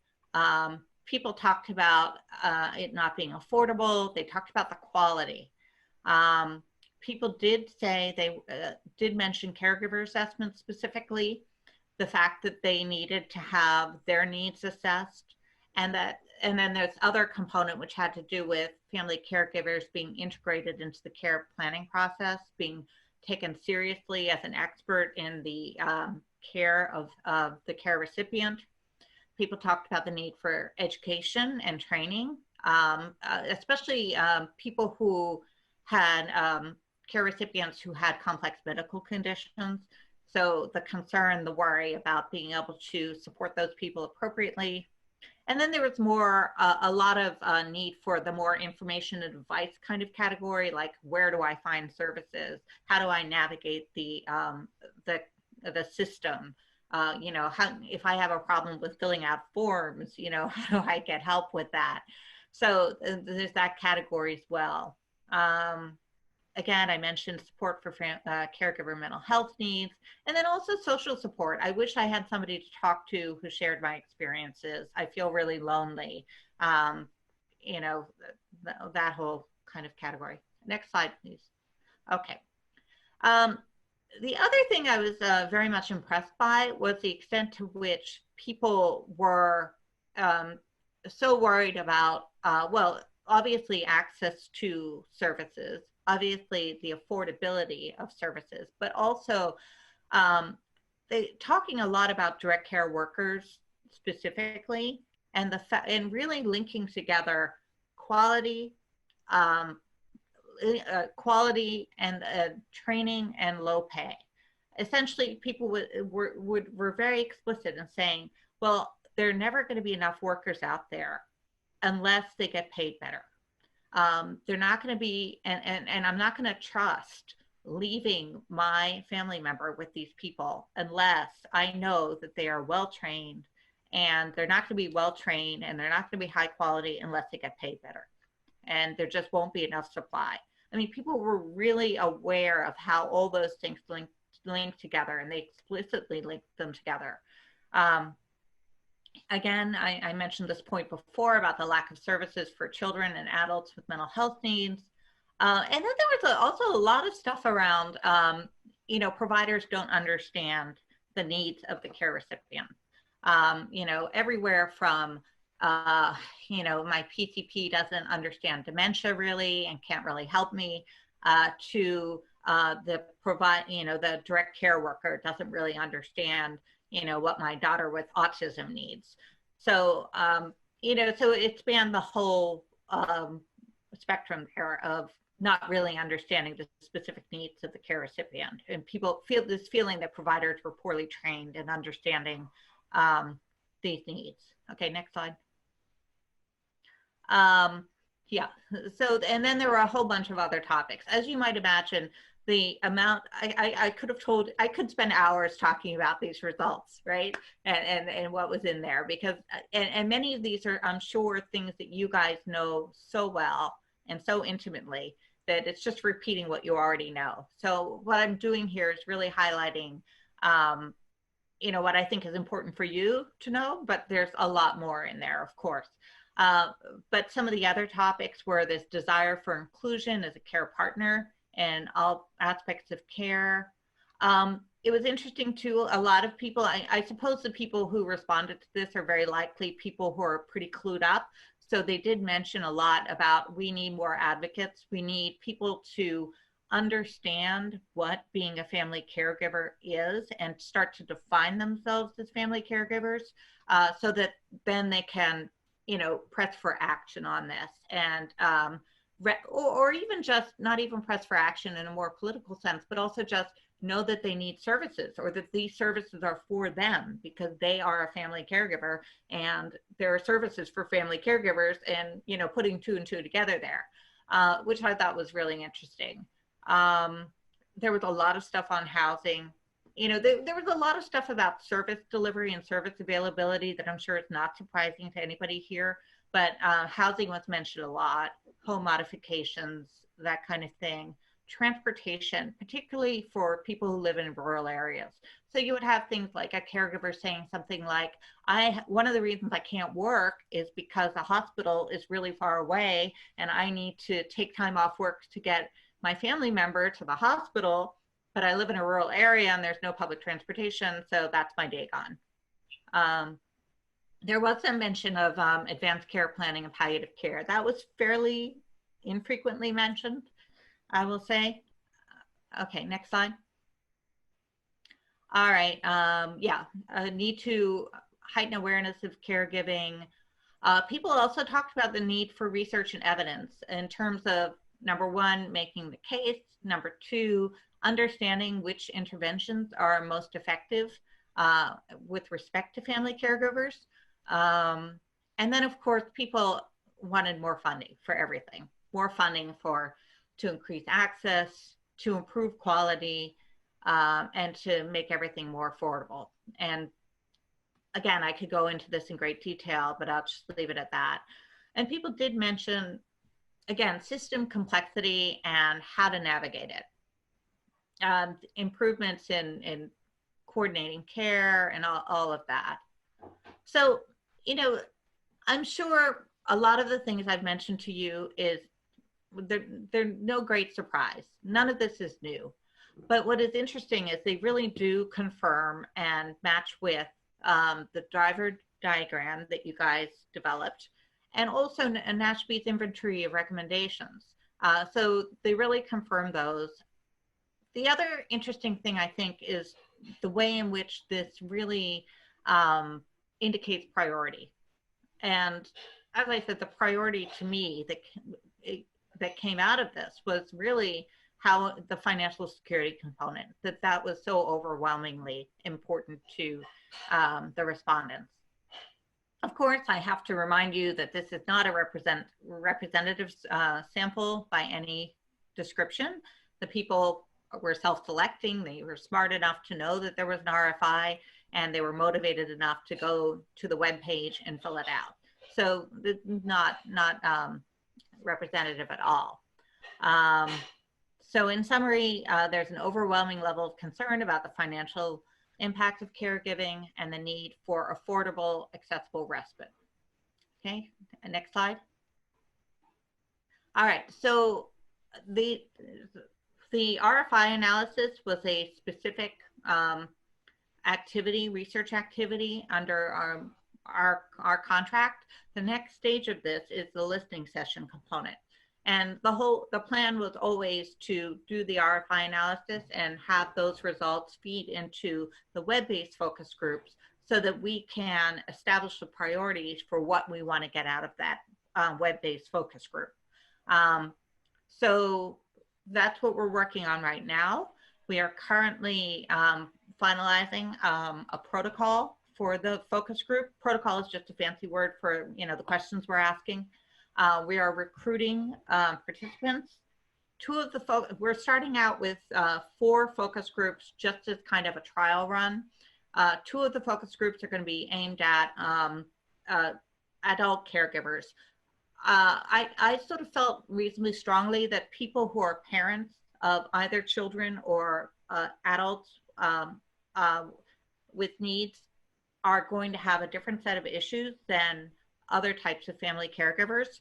So we're having 2 focus groups that are specific to parents. and 2 for other types of family caregivers.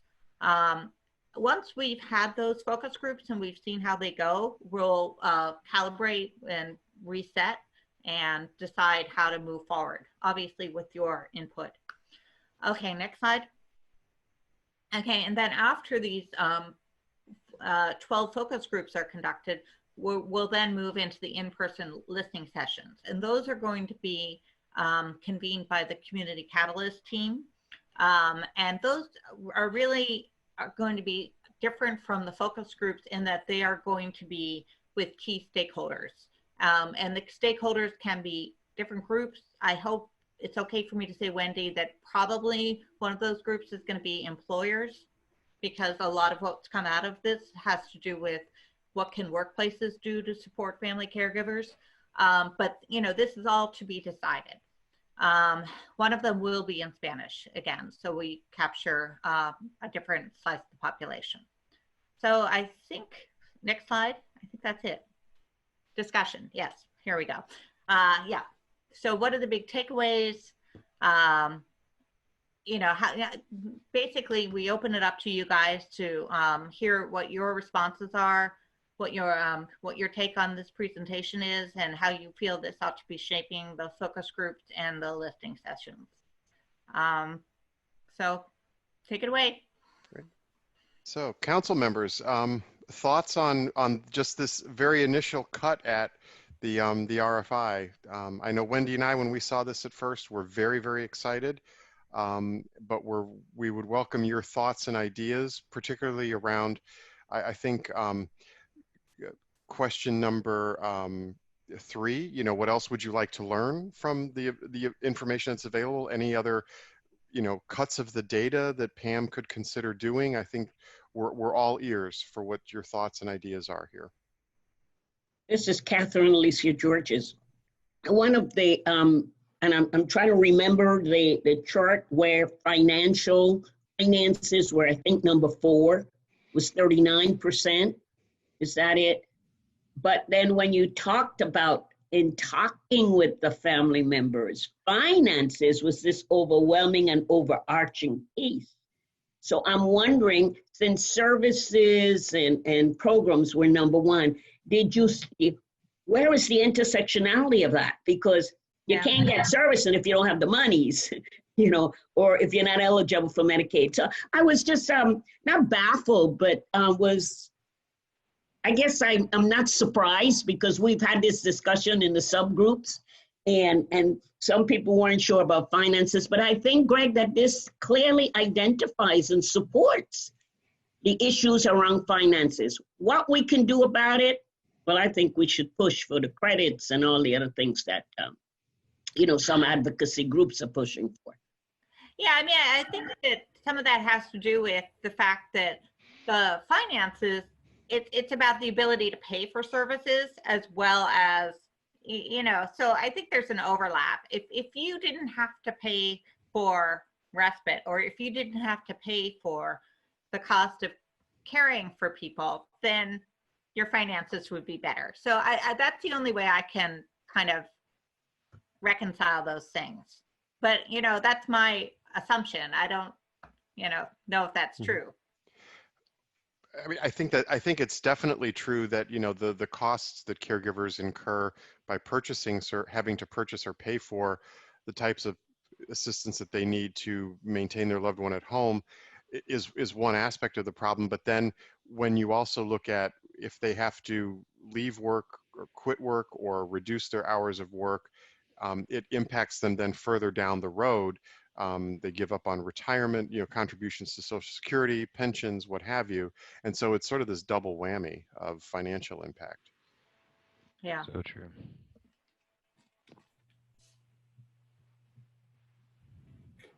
Pamela, did you mention where the listening groups will be located, as in what areas of the country or states? The focus groups, did you say? Sorry.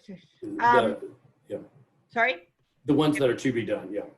Yeah, all of that is going to be done online. Oh, all online. I'm sorry. Yeah, so I probably should have talked about that a little bit more.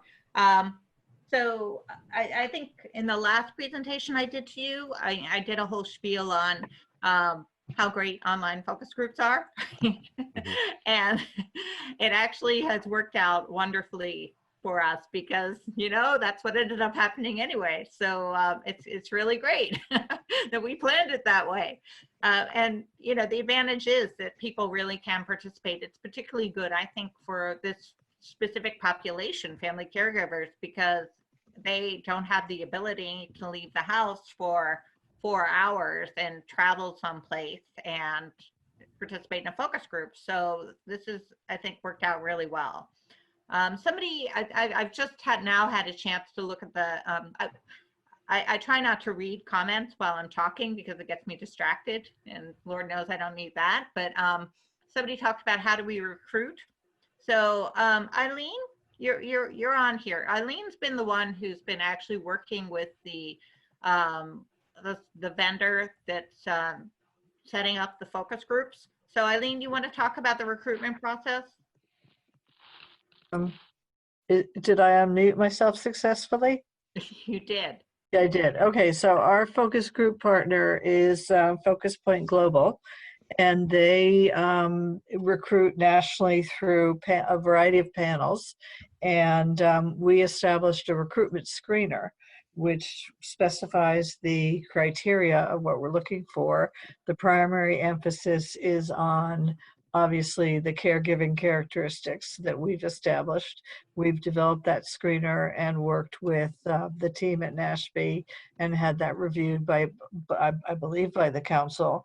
And as Pamela said, dividing that up between groups of, people with parents who are caring for either young or adult children with disabilities, and also groups of all other kinds of caregivers. And we're also dividing the groups into a lower income education group and a higher, because we don't want any intimidation factor. Sometimes when you have a quote expert, you can't see me, maybe you can, I'm doing air quotes, someone who gives an air of expertise, it tends to take over conversation in the group. So the recruitment asks a lot of questions about some age and balances for most of the demographic characteristics that are important, so that we can get, it's not representation, but participation across a lot of demographic factors. And the recruitment physically happens through an online survey that they fill out initially to get some of the demographics, but then there's a phone conversation to go over the details of the ability to have the technology, and more importantly, articulation and level of engagement, to make sure that this is someone who wants to focus on this topic, can sit for an hour in front of the screen, is comfortable, and is willing to make this commitment. So, and then they finalize the time and day and what group the person fits into.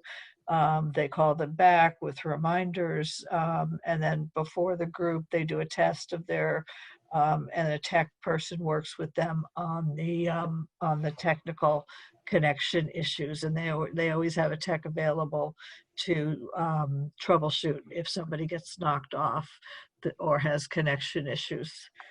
We've done this several times with virtual focus groups prior to this. It works great because you can get people from all over. So you don't have to worry about traffic, parking, M&Ms, ham sandwiches, and all those other nice focus group amenities. Thank you. That sounds great. And let me ask one more question, maybe a little bit further upstream of, because it sounds like you all are working to make sure we have a good diversity of people represented, of caregivers represented.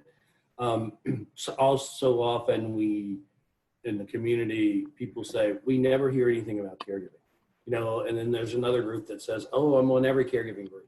So I guess, are there some efforts being made to reach out to the larger public to make sure we get a good representation of people who maybe have not been heard in the past. Maybe that's not a good way of saying it, but No, reaching beyond the standard folks that fall into the traditional affinity groups. That's a good question, and I would like some guidance actually from the advisory group on this. We're not going through the usual suspects. We're just hitting sort of a random swatch of the adult population. So we're getting who has the time and the interest to participate. So we're not going to groups, but we are having trouble. It's a little slower to recruit the parents of children. And so we were thinking of going to groups that represent that population and doing the recruitment through that. And if there are groups that you feel are underrepresented, that we can do a recruitment through a group mechanism. So I'd be open to that if you feel there's a group that's underrepresented. And frankly, it would be easier to recruit people that way than just going to the random adult population and finding people who are caregivers who have the time to do this work. So I would love to, hear more about that. We were almost fully recruited for the first ones, and the first one, or the first 4, and they will be May 28th and June 1st, 2nd, and 3rd. But I would love to revisit this conversation about other ways that we could recruit so that we are very inclusive and expansive about how we pull our people in. And then the listening sessions won't be as limited. We have a lot of numbers. We have 12 sessions, but only 6 people in each. The listening sessions can be much bigger, but they also want to include some stakeholder groups that aren't caregivers, but might have some relationship programmatically to caregivers. So in the end, we will have had a lot of voices. Great, thank you. And this is Greg. I would throw out to Pam that, if and her team on this, that at ACL we would be more than happy to connect you with folks on the disability side of ACL who have extensive connections with those parents and programs that serve younger individuals and children with disabilities and their families. And so we have a pretty good entree into that community. I was also seeing in the chat that we may want to consider a focus group or a listening session around the needs of veterans caregivers. And Linda Davis, who's the VA's representative to this council, has offered to help make those connections. And so I think that may be worth a discussion for one of the future groups that you're planning. I think that could prove incredibly useful as well. Yeah, we could entertain a special group as long as we don't have to find them at random. Sure. Because that's incredibly costly and not something we price for. But okay. Yeah. That's good. Yeah, we can definitely explore further special groups and other ways that you might recruit. Can I just mention, remember, we mentioned it earlier, but you guys can all watch the focus groups. There will be an ability for you to watch the focus groups, and you can chat amongst yourselves. Now, again, for me, I will be moderating these groups, and I cannot be distracted by reading all those chats. So what'll happen is Eileen and Wendy, I think, will be monitoring what you guys are saying, and if there's something really important, they'll communicate it to me. And if you think I haven't picked up on something or whatever, we want to keep that to a minimum because, again, it's very distracting. It's hard moderating a focus group because you're trying to be responsive to everybody, make sure everybody talks and all that. So I'm very focused when I do it. But so you should be aware that that's going to be possible. I do want to very quickly, because I just had to fill out the IRB for these focus groups, remind you that these are all confidential and you shouldn't be revealing anybody's personal information and all that. So if you do participate in this focus group, we have to respect the confidentiality of the folks who are doing it. So that's just a little legal reminder there. So, okay. Yeah, and as Pam said, all of the council members are going to receive invitations to what we're calling our back room to these, so you'll be able to sit in and hear the discussions as they're occurring, and hopefully you can make one or several of these as they take place. And they will also be recorded. So if you miss the actual event in real time, you will be able to look at it. And again, we're going to give you the access information. And again, that should be very strictly limited in terms of just you guys and not being passed around and so forth. It's password protected at entry and all that, because we do have a responsibility to protect the confidentiality of the people participating.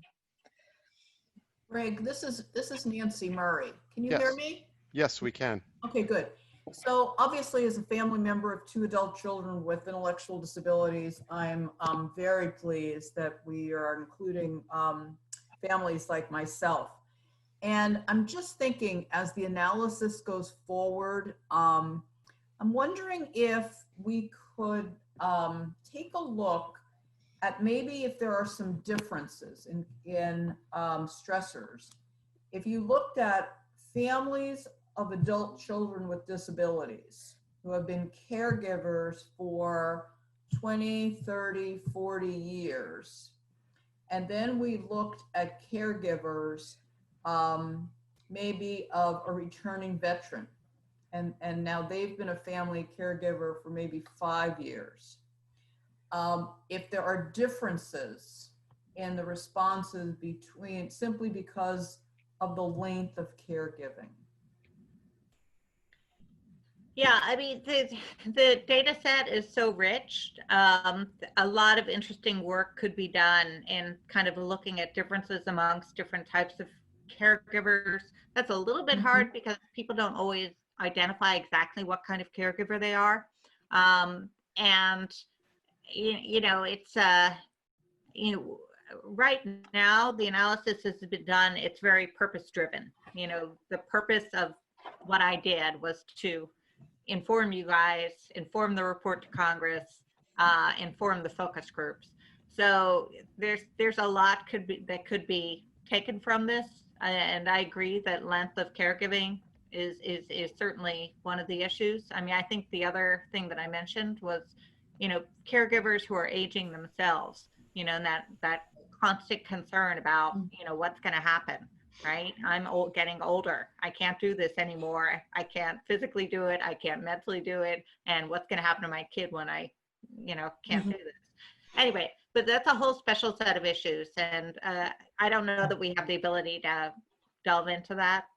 Well, we are asking, we're looking for a balance and a range of ages for the parents that we recruit, and certainly encouraging them, whether they have young children or older children or adult children.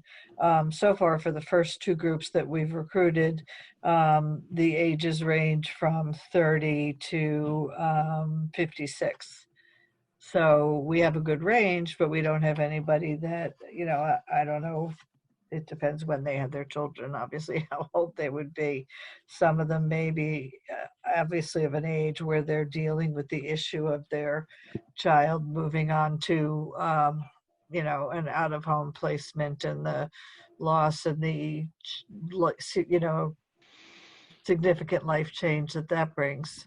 But, not the kind of duration that you're talking about yet, but perhaps we will. I think this may be more attractive for somebody who's kind of in the thick of it, as opposed to having been through it. But you never know. Greg, Pam? I'm sorry. Oh, Pam, this is Diane Caradu. And I was just wondering if, I was looking at slide 5 and 6, because, asking what else you might look at. And although we saw all respondents and caregivers, who are 75% of the respondents, are pretty similar in to the close, you know, what was important to them. Did you do any analysis, or is it possible to look at the caregiver responses by either who the caregiver was, that, I mean, the categories, you know, like long distance or rural, or the individuals that they're taking care of, to see if it's consistent in all those groups, or is there a variance that maybe we need to address in the final report?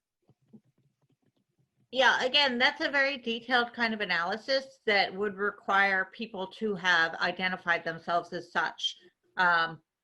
You know, and we would have needed to code up the responding category in that particular kind of way.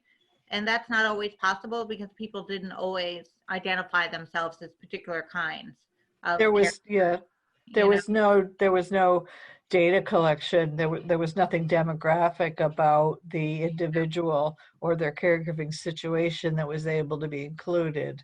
So unless they put it into their story about their caregiving stress or experience, some people did, some people didn't. So it wouldn't be a complete picture, the analysis.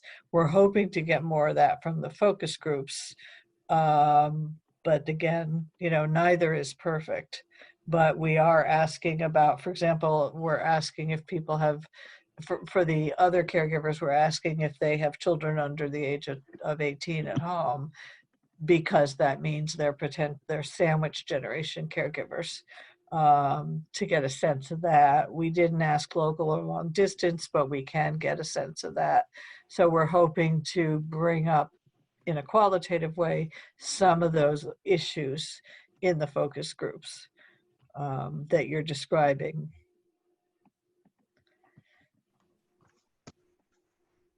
Greg, this is James Cheeley. Yes. I'd like to go back to Mrs. George's original statement when we opened up this discussion in regards to financial impact. And at the end of what she said, not that she needs any support or encouragement, but she mentioned the fact that this advisory panel can't back down in our report to encourage financial considerations to families. And I just want to support that we need to be bold, we need to step forward, and in our report, we need to be sure that we take steps to just highlight and make significant the financial impacts and opportunities that we might have to change for families. It's not just an immediate situation to families, but future situations as well. I wanted to mention in response to that question also that on that closed category question, the RFI respondents were able to choose all that applied. And so we don't know what would happen if we said what's the most important, or what are your top three, whether finance concerns would have risen. You know, I'm sure there are so many concerns. And so one of the things we're hoping to do in the focus group is at the beginning of it, before people have even started to talk, present something similar to here are 8 concerns that cover care and service domains and cover a variety of financial domains broken out specifically, like workplace concerns with losing a job or not having paid leave time, whatnot, not being paid, paid caregiver issues, and ask people to pick their top 3 and rank them, so that we can, over the 12 focus groups, get some sense of priorities. And so we will see where some of those, and through the conversation, see where some of those financial issues hit for people and for whom they're more pressing.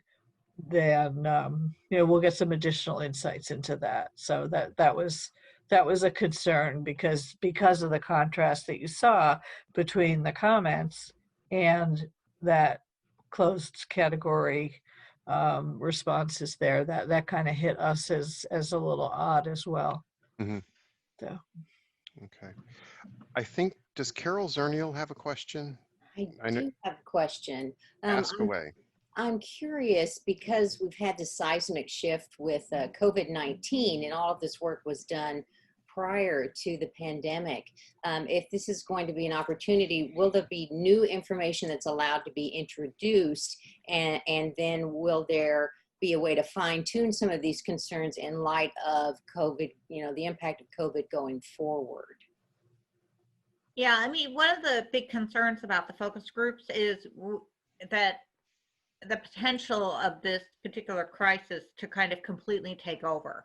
And so it's a really careful balance to be done in terms of how much do we acknowledge this crazy situation right now, and the uniqueness of it, and how much do we,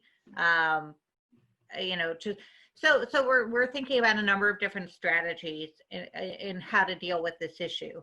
So the first strategy is going to be to tell, actually Eileen was gonna, she was joking about, she wanted to get a picture of an elephant, and like put it on the screen and tell people this is the elephant in the room. It would be one of the Zoom participants, and then we would take it away. And we would start out and say, let's get the elephant out of the room. We don't want to spend, we know you're thinking about it every minute of the day, but this is going to be a COVID-free zone until the end. We do want to come back because we know it's making everything that's already challenging so much harder for all of us. And so we will come back to it and talk about it. But first we want to hear what your caregiver life is like. And then we'll come back. We will come back to it at the end. And we also have, when we've been doing the screener, made a similar acknowledgement where we said, we know COVID is making everything crazy. And, is your situation such that, the groups are not about COVID? Because we didn't want people to not participate because they thought the last thing I want to do is talk about it more. So it's not about that. But we know your life is crazy because of all that, or this, there may be added stress. Do you think that you could, does your life circumstance permit you to participate in this group at this time? We didn't want to be blind to it.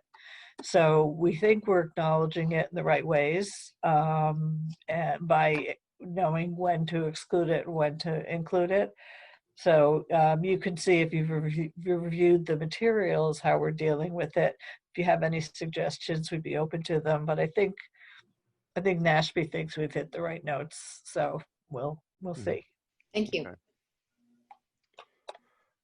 Any other last minute questions? We're surprisingly very on time with the agenda, which is great because we have a really another really interesting discussion coming up next.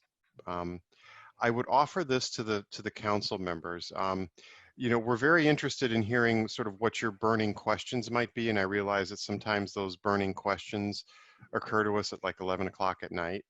So when we're not all gathered here. And so if you have other thoughts or ideas for how we may analyze the information, the data that we gathered through the RFI, send those ideas to Wendy and me, and we can see if it's possible. I mean, there are limitations to the work that Pam and her team can do. However, that's not to say that down the road we couldn't, look at the data that we have and perhaps, do some other analysis on it that may help inform the work of the council, either more in the immediate future or even further down the road for other activities that you all may get involved in. So I throw that out to you as an option. If you have other, yes. Hi, Greg. Hey, Ron. I have a question or a suggestion in terms of the focus groups. I think it would be worthwhile to include a question very directly that asks, how has the COVID situation changed your experience? That way, I think there's a lot of things to be valued out of that, because I think there's new insights that caregivers have learned, and back to things that they usually have, but bring them out big, you know, higher Mhm. or more prevalent. But it also helps you kind of keep in mind which part of the situation is ongoing and how the COVID has actually changed things. So I think maybe a direct question would be helpful. Sure. And which could then, the information that we would get from that could actually, I think, be extrapolated to, any type of, major emergency type situation, what to look for, potential changes to the caregiving experience that could be seen by programs or service providers and what have you, or even what caregivers should be on the lookout for. Correct. Mhm. Correct. Great. Thank you. Hi, Greg. It's Liliana. Can you hear me? Mhm. I had just put in the chat, but wanted to also add for the listening sessions, I think one of the things is, since you're looking at caregiving across the spectrum, to make sure that you're looking at providers that are working with all of these different groups. So providers, be that like the medical community that's working with, adults with dementia, or with, adults or children with special health, mental health needs or special needs, or like education staff. And just wanted to make sure that as you're looking at the online focus groups, you're also looking at parents who've adopted children from foster care who we know have higher rates of mental health needs and special needs as well. And if you need any help trying to reach out to those folks, we can connect you through ACS. Great. Thank you, Liliana. Sure. Okay. Pam and thank you all so much. This was really exciting to see.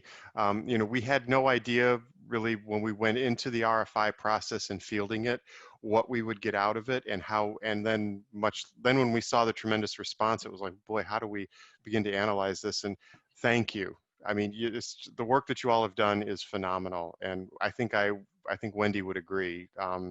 That this is really will be useful information for the council, and we look forward to seeing the other work that you do with it. Great, thank you.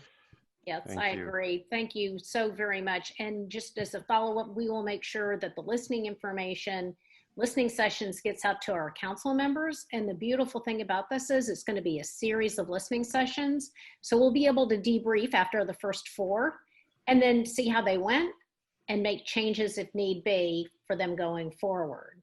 So it's a great, it's an iterative process as we move along, and we will get those invitations out to the council members soon.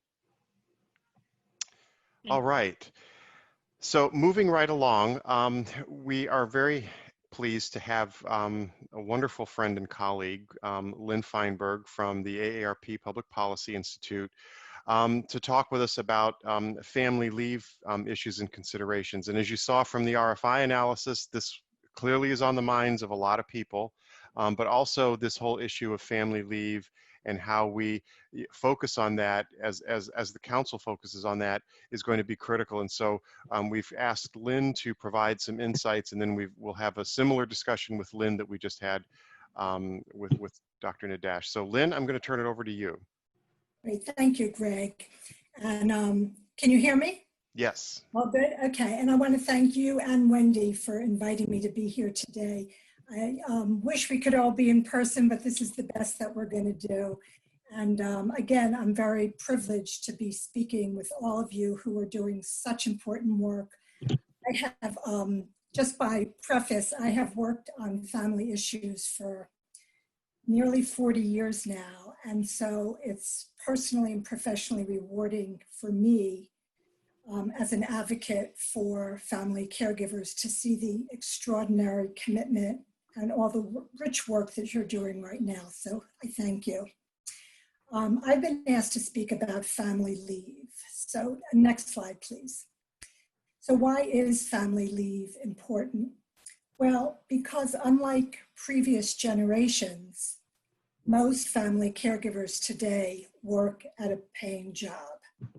In fact, there are about 29 million family caregivers who are working, typically full-time.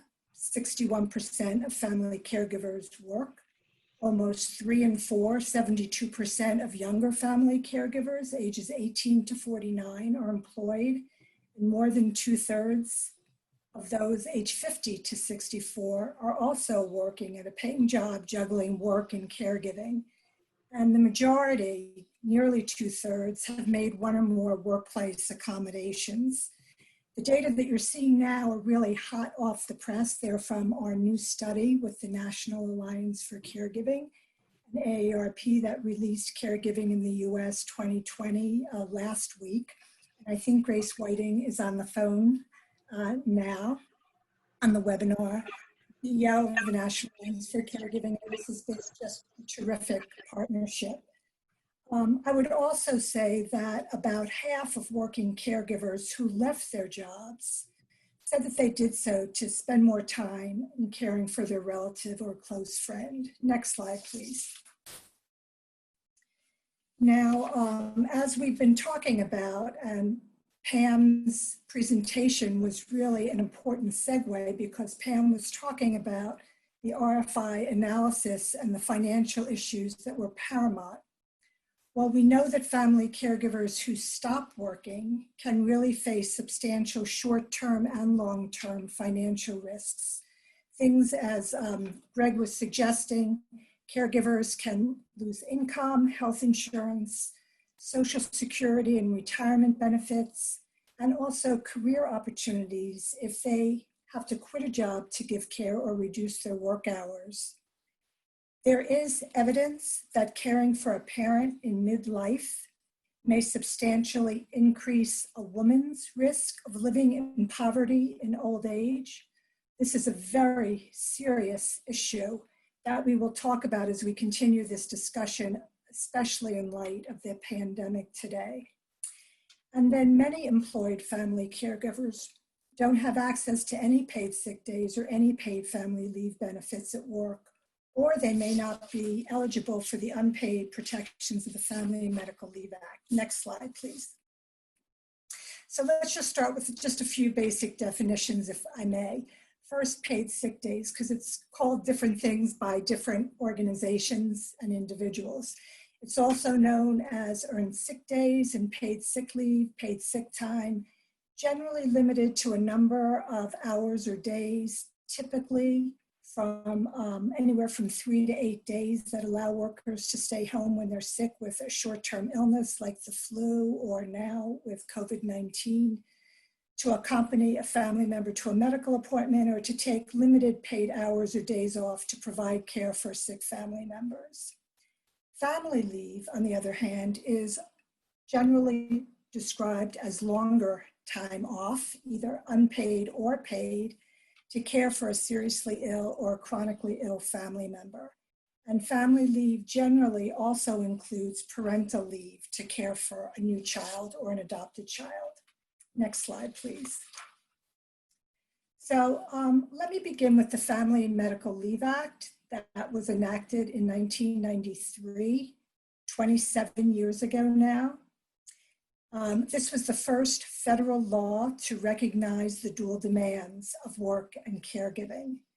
And it established worker rights of up to 12 weeks of unpaid but job-protected leave when you have a new child or adopt a new child, to care for oneself because of a serious health condition, to care for certain ill family members, specifically a child, a spouse, or a parent, or to care for a military service member with a serious illness or disability. It applies to private employers with 50 or more employees and public sector agencies. But only 60% of the workforce are eligible for FMLA protections because not all workers are eligible, and small employers are exempt from the law. Sometimes a worker may want to take unpaid family leave through the FMLA, but the person he or she is caring for is not covered under the law, and people don't know about this. So for example, if you have a brother with cancer and you want to take time off to care for him, or a grandmother with Alzheimer's, for example, you're excluded from the Family Medical Leave Act. It also excludes people's chosen family, including a partner or a close friend. Next slide, please. So to make up for this gap, nearly 1 in 3 states exceed the minimum requirements of the Family Medical Leave Act, 14 states and DC. And they do this in three main ways: covering workers and businesses with fewer than 50 employees, the small employers, providing a more inclusive definition of an eligible family member that could include a domestic partner or grandparents, parents-in-law, or siblings, and also expanding the FMLA use provisions to allow workers to take family members to medical appointments, which is especially important for employed family caregivers. Next slide, please.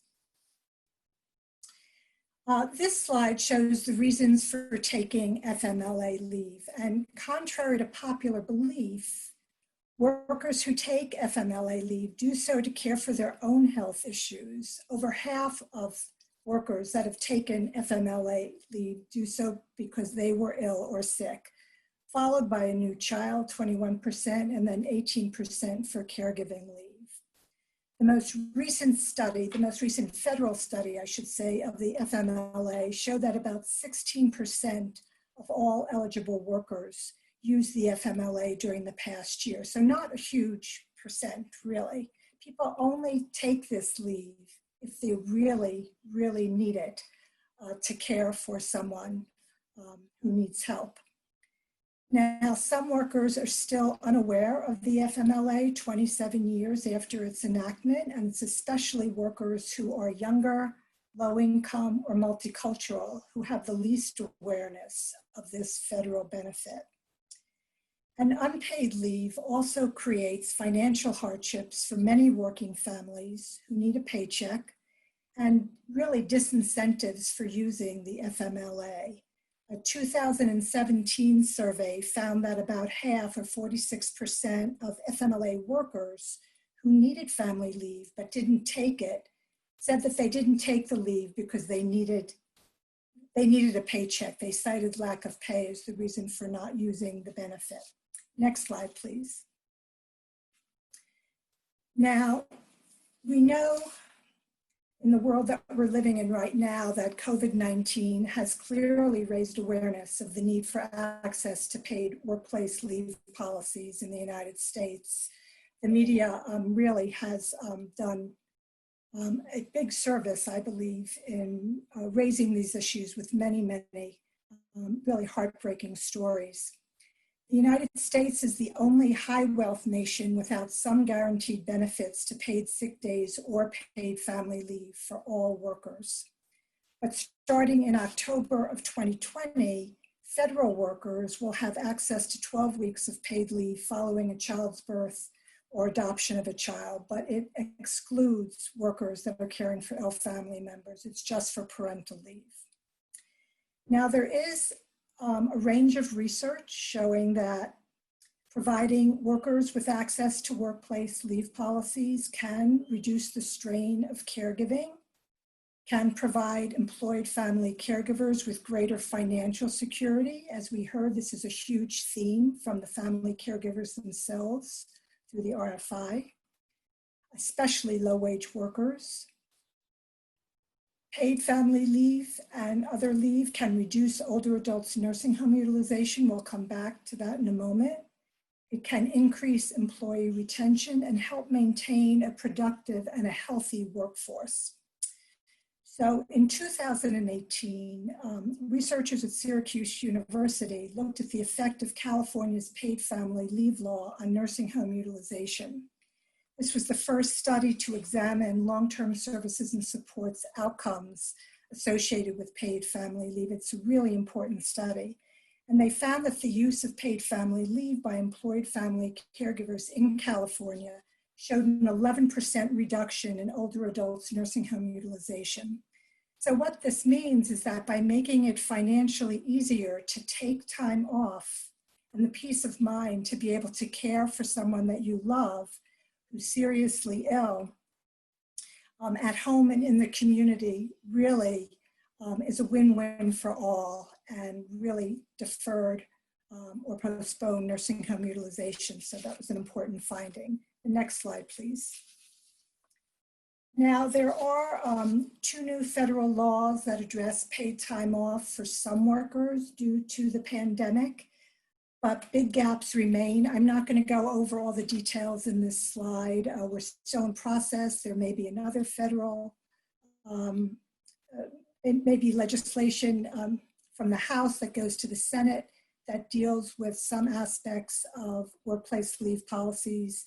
Both of the bills here went into effect on April 2nd and expire on December 31st, 2020. But they leave out 60 million workers, and family caregivers have less access to paid leave than others in these two pieces of legislation.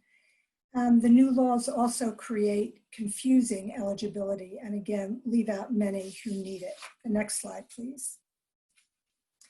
So from the private sector, there are some employers that voluntarily do offer the option of paid family leave benefits, but only 19% of civilian workers do have access to paid family leave through their workplace. Low-wage workers, young adults, many of whom are family caregivers, multicultural workers, and those who work in small businesses are the least likely to have paid family leave. Most of the private sector policies and programs for paid family leave is currently limited to parental leave. Over the past few years, we've seen really an uptake of well over 100 brand name companies that have voluntarily adopted or expanded their paid family leave policies in their companies, like Amazon and Starbucks and Walmart. But only 1 in 5 or 20% offer paid family leave for caregiving needs. Most just cover new parents. And most private sector leave policies don't offer an inclusive definition of family beyond a sick child, an ill spouse, or a parent, or cover other relationships like grandparents or siblings, or someone's chosen family. Next slide, please. So in the absence of comprehensive federal policy, states really are leading the way to enact paid family leave programs. And thus far, we have 8 states in the District of Columbia that cover family caregivers with their paid family leave benefits. Massachusetts, Connecticut, and Oregon are the 3 new states that have enacted paid family leave programs, but the benefits have not yet begun. They're going to begin next year or the year after.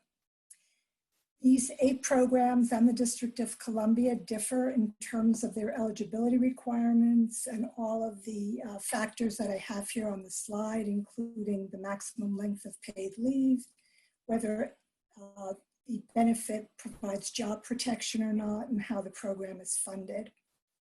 Utilization of these paid family leave programs in the states is relatively low, but it's climbing.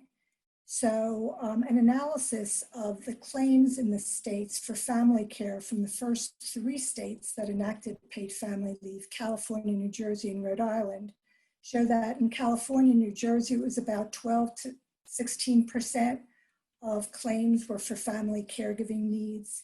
In Rhode Island, the percentage is a little higher, 23%.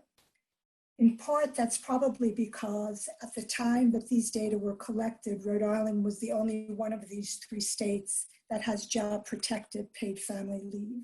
California and New Jersey did not, although New Jersey has amended their law and they do now have job protection. So the main barriers to workers using these policies are lack of awareness among their employer that they're even eligible for these programs, limited wage replacement for some programs, again, lack of job protection, and social stigma and workplace culture that really doesn't value and support time off for family needs. Next slide, please. And states are also leading the way to enact paid sick days laws that cover family caregivers. As with paid family leave, current federal policy doesn't require employers to offer not even 1 day of paid sick day as an employment benefit for all workers. And if ever there was a time when this is just front and center for all of our lives, it's right now. More than 1 in 4, 27% of workers have no paid sick days at their jobs. And this is especially true of low-wage workers and so service sector workers who we know are the most adversely hit now during the pandemic.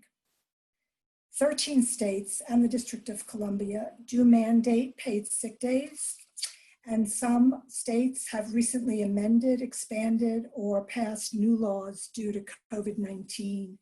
And there are at least 8 state legislatures, across the country that are now debating and considering paid sick leave bills in response to the pandemic. Next slide, please. So this slide really just shows you and gives you access to 2 links. One is a report that we did at the AARP Public Policy Institute 2 years ago that really highlights paid family leave benefits in the states that were the early adopters of such benefits and really reviews the research on the topic. And then an article that was published in the Journal of the American Geriatric Society that encourages clinicians for the family members of their patients to let these family members know about benefits in the states and businesses that provide them so that family caregivers will know how to access benefits if they need them. Next slide, please. So just a few takeaways and then I'm happy to answer any questions. As we've talked about this issue, we know that managing paid work and caregiving is a challenging balancing act, financial hardship, an emotional roller coaster, and a health risk too. And supportive workplace benefits that help workers remain in the workforce and continue caring for ill family members are really win-wins all around. For the employer to keep a valued employee working, for caregiving families, both the person who's ill or has a disability, as well as the family member, and society as a whole. Paid sick leave and paid family leave policies are a sound investment. The majority of employers that have been surveyed in states that have enacted paid family leave programs have not experienced negative impacts on their business. And there's a rich and growing literature on this to show these really neutral impacts. And workers should not have to choose between keeping their jobs and providing care to a seriously ill family member. As COVID-19 transforms so much of our society in so many unexpected ways, I would suggest that in the immediate future, there may be fewer family caregivers in the labor force due to job loss and greater caregiving demands, something that I hope that you will think about. The concern is also that when employers, especially small employers, restaurants, home care agencies, that may choose to rehire, when they do choose to rehire, that they may choose to hire workers who don't have caregiving demands. I'd like you all to think about that. Now, it is not illegal to discriminate against someone because they're a family caregiver. Federal equal employment opportunity laws explicitly prohibit employers from discriminating against employees based on sex, race, religion, disability, national origin, and age, but it does not explicitly prohibit discrimination based on caregiving status. So that might be something, what's known as family responsibility discrimination or caregiver discrimination, that at another time, when you're thinking about the recommendations for financial security, that you take that into consideration. So I'll end there. Thank you. Thank you so much, Lynn. That was really, it was enlightening and also just tons of great information. So we have some discussion questions up here that, of course, we provided to the council members ahead of time, and we also, Lynn, I think, sort of covered many of these. So I want to throw it open to our council members for questions or an opportunity to discuss with Lynn anything that you have on your mind or what have you. So we'll open it up and just feel free to weigh in. Don't forget to unmute yourselves. Questions for Lynn? Yeah, thanks, Greg. Mhm. This is James Murther. Yes. Thanks a lot, Lynn, for this. This is really helpful. I was curious, across your research, did you find possible proposals of possible ways to address this that aren't currently in play?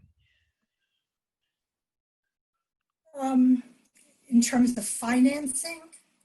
Well, I guess, anything like in terms of incentivizing states to enforce, incentivizing businesses, like maybe through like tax cuts or things like that to provide provide more like leave coverage. I don't know, just like I'm curious, like Right. if you had collected, you don't have to like talk about it at length, Yeah. but I was just curious if that came up because that could help with talking points in the future. Sure. Well, the two newest bills that deal with paid leave or paid sick leave with COVID are tax credits. That's how employers are getting reimbursed. Okay. But for the paid family leave programs that have been enacted in the states, there's either a payroll tax on the employee, the employer, or a combination of the two. Those are the typical ways of funding paid family leave. Okay, thank you. Other thoughts, council members, as you all have been considering your work on the driver diagram and on recommendations that you're thinking about, need to be included in the report, or actions and programs for this national strategy. Are there takeaways that you have from Lynn's presentation that you heard that we may need to take down and get captured so that we can begin thinking about them more seriously? Hi, Greg. This is Deborah. Hey. Stonewalls. I have some thoughts, especially about the number 3 item about Family Medical Leave Act and expansion and how it could be expanded. And Lynn, I know you touched on a few of those area or a few of the groups of folks. It has always stupefied me a bit about why FMLA doesn't include grandparents, why it doesn't include grandchildren, when so much of the care that is provided in a time of serious illness or disability does occur between those two groups. We see a lot of grandchildren taking care of grandparents, and we see a lot of grandparents taking care of grandchildren. So I would, well, I think that would be one way we could look to expand FMLA. Thank you, Deborah. And I think, as we're looking ahead to tomorrow's session at the end of the meeting, where we're going to be digging into our driver diagram yet again, I would encourage you all to make some notes for yourself about where, so if you have something particular around FMLA and how it should be expanded, or where it should expand to, or specific actions that states could take versus the federal government could take, that employers could take, come prepared to share these, because that's how we're going to make some real progress in beginning to shape what the strategy looks like and what the ultimate recommendations turn out to be. And so, Deborah, I think what you did was you raised a great point. I think we have an opportunity there to make sure that we've incorporated that into the work we're doing.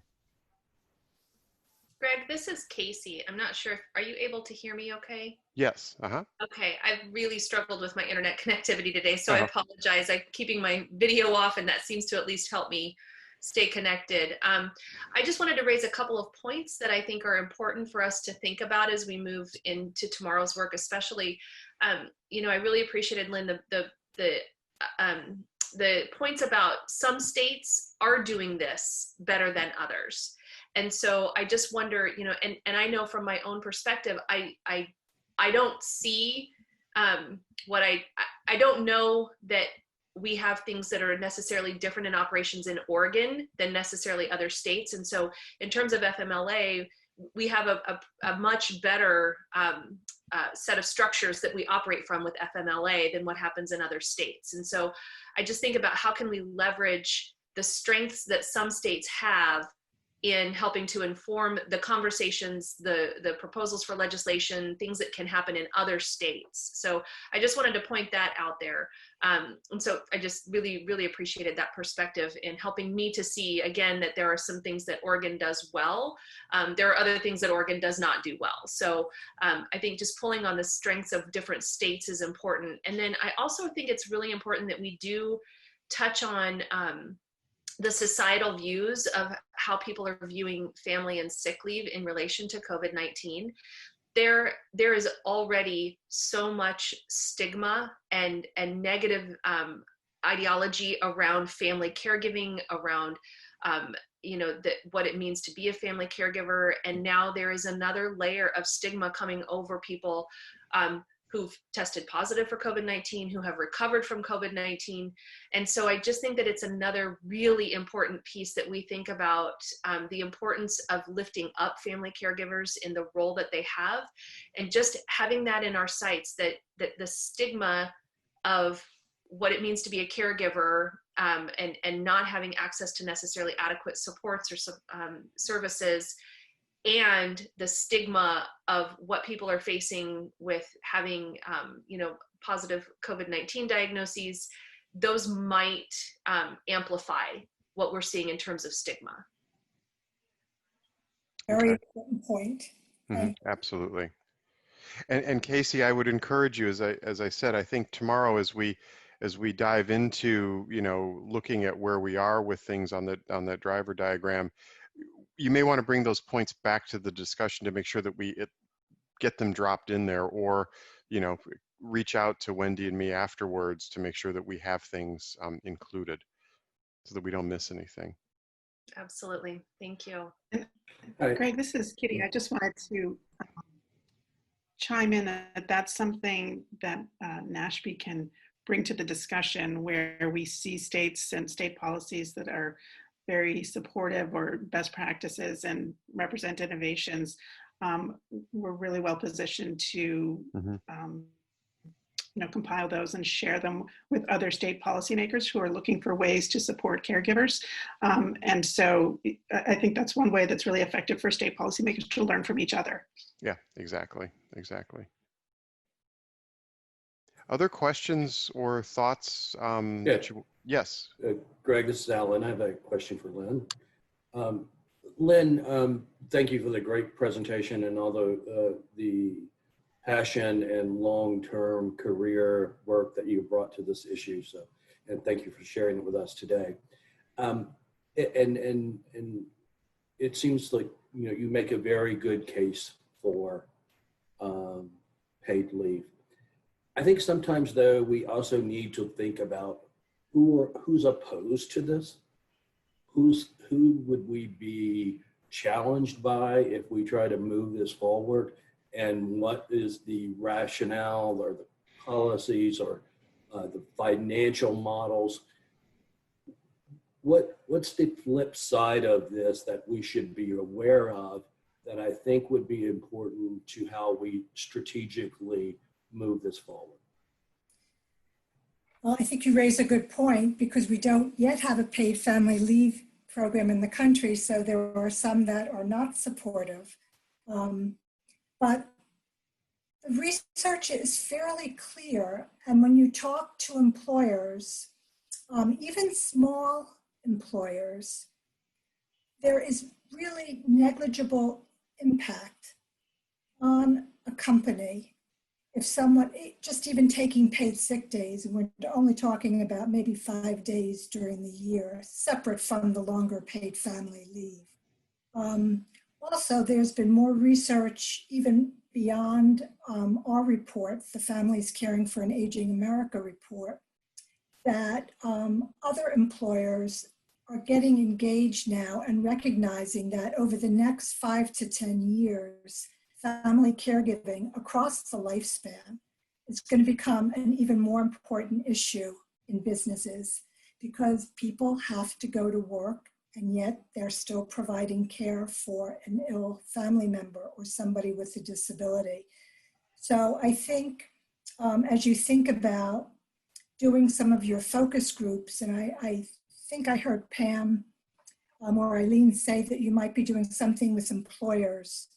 You might even think about doing it with small employers where I think there is more resistance because there's just not a lot of other workforce individuals to take the place of somebody if someone is out of work.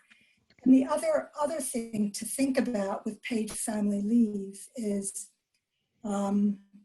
depending on the industry or the type of company that somebody's working in, it may be easier or harder when one person, one staff person, one employee is not there for about a month.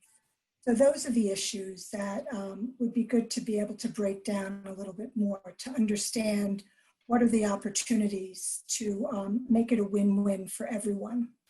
I hope that answered your question.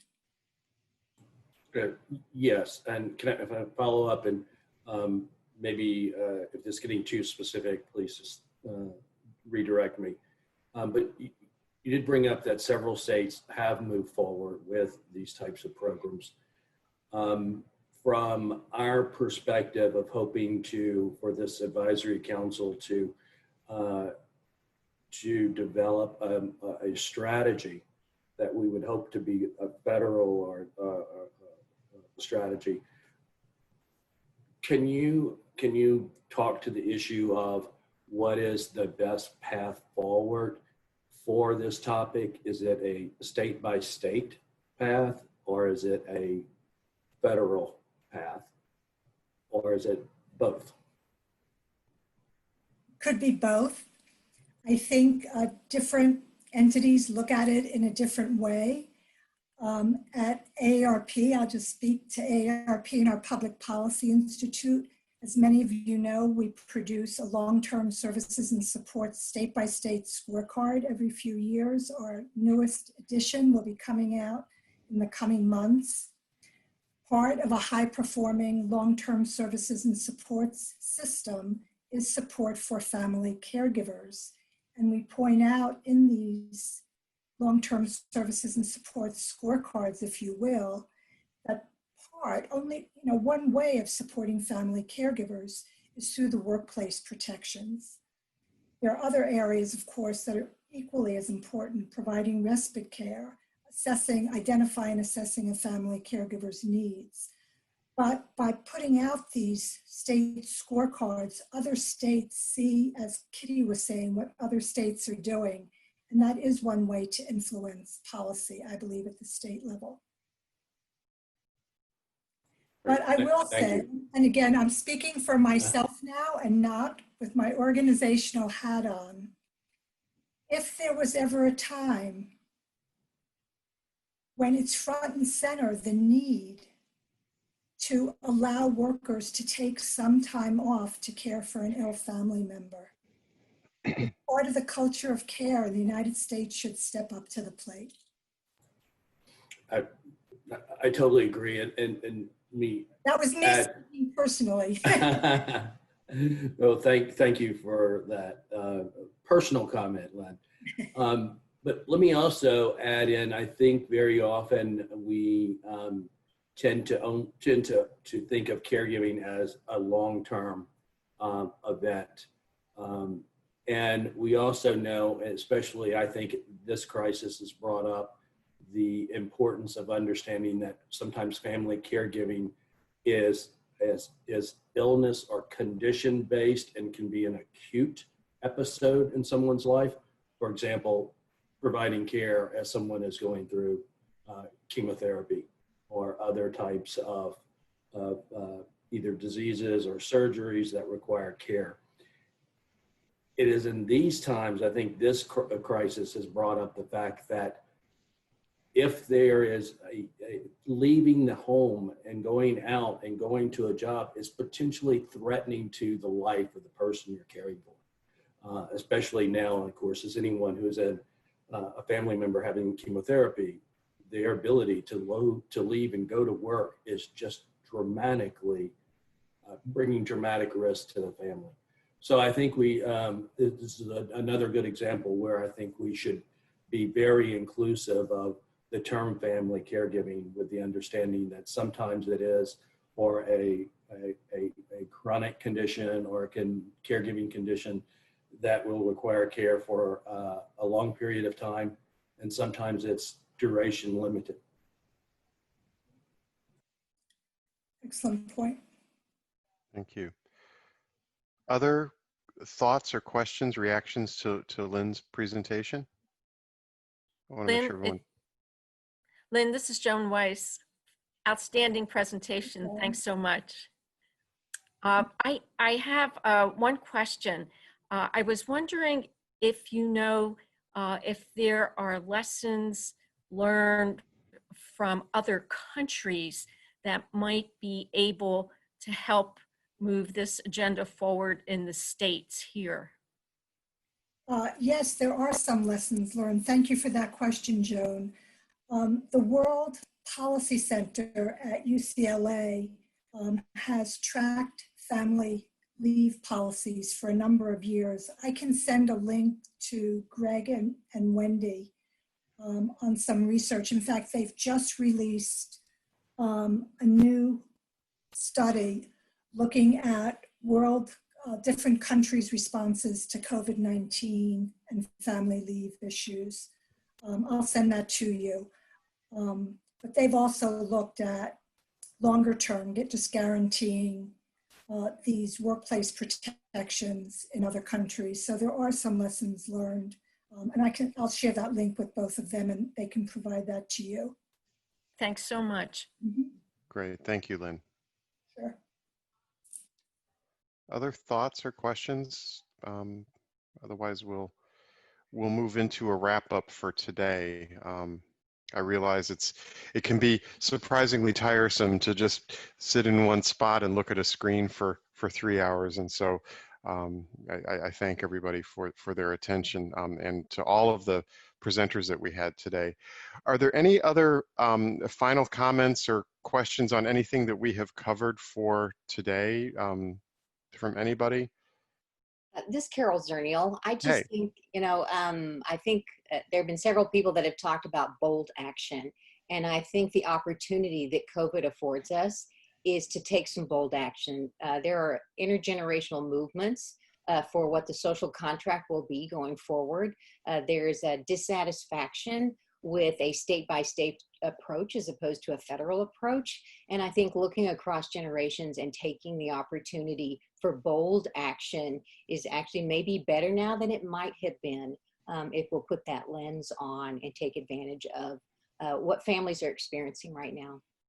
Great. Hopefully you'll help us be able to capture some of those ideas in terms of what you would like to see, more of a federal unified response versus the more of the state-based approach that you reference, and where we may be able to pull that out in the national strategy and create those highlights. Okay, Wendy or Kitty, did you all have any final thoughts before we move into adjourn for the day? This is Wendy. Just a very big thank you to the council members and to our speakers today. I have learned so much. I have pages of notes. So just a fantastic first day of meetings, and I look forward to seeing everyone tomorrow afternoon virtually. Yes. So so we will go ahead and wrap up for the day. If you all have an opportunity between now and tomorrow at 1 p.m. Eastern, if you could please spend some time with the latest iteration of the driver diagram. Look at it, look at the drivers that are there, what we've identified, look at some of the strategies and the actions and programs that are currently in the mix and we've given some thought to. take today's information and see where you may want to make some suggestions for adding to it and beginning to build it out even further. We want to try to maximize the hour or so that we have tomorrow to work on this.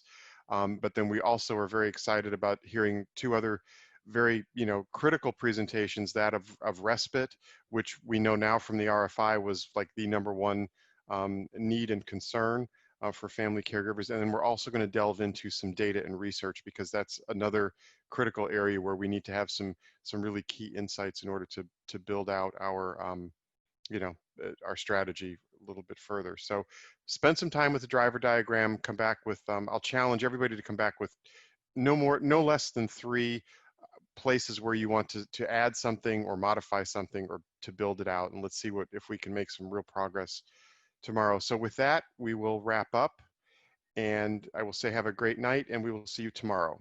Thank you all. Thanks, everyone. Thank you. Thank you, everyone.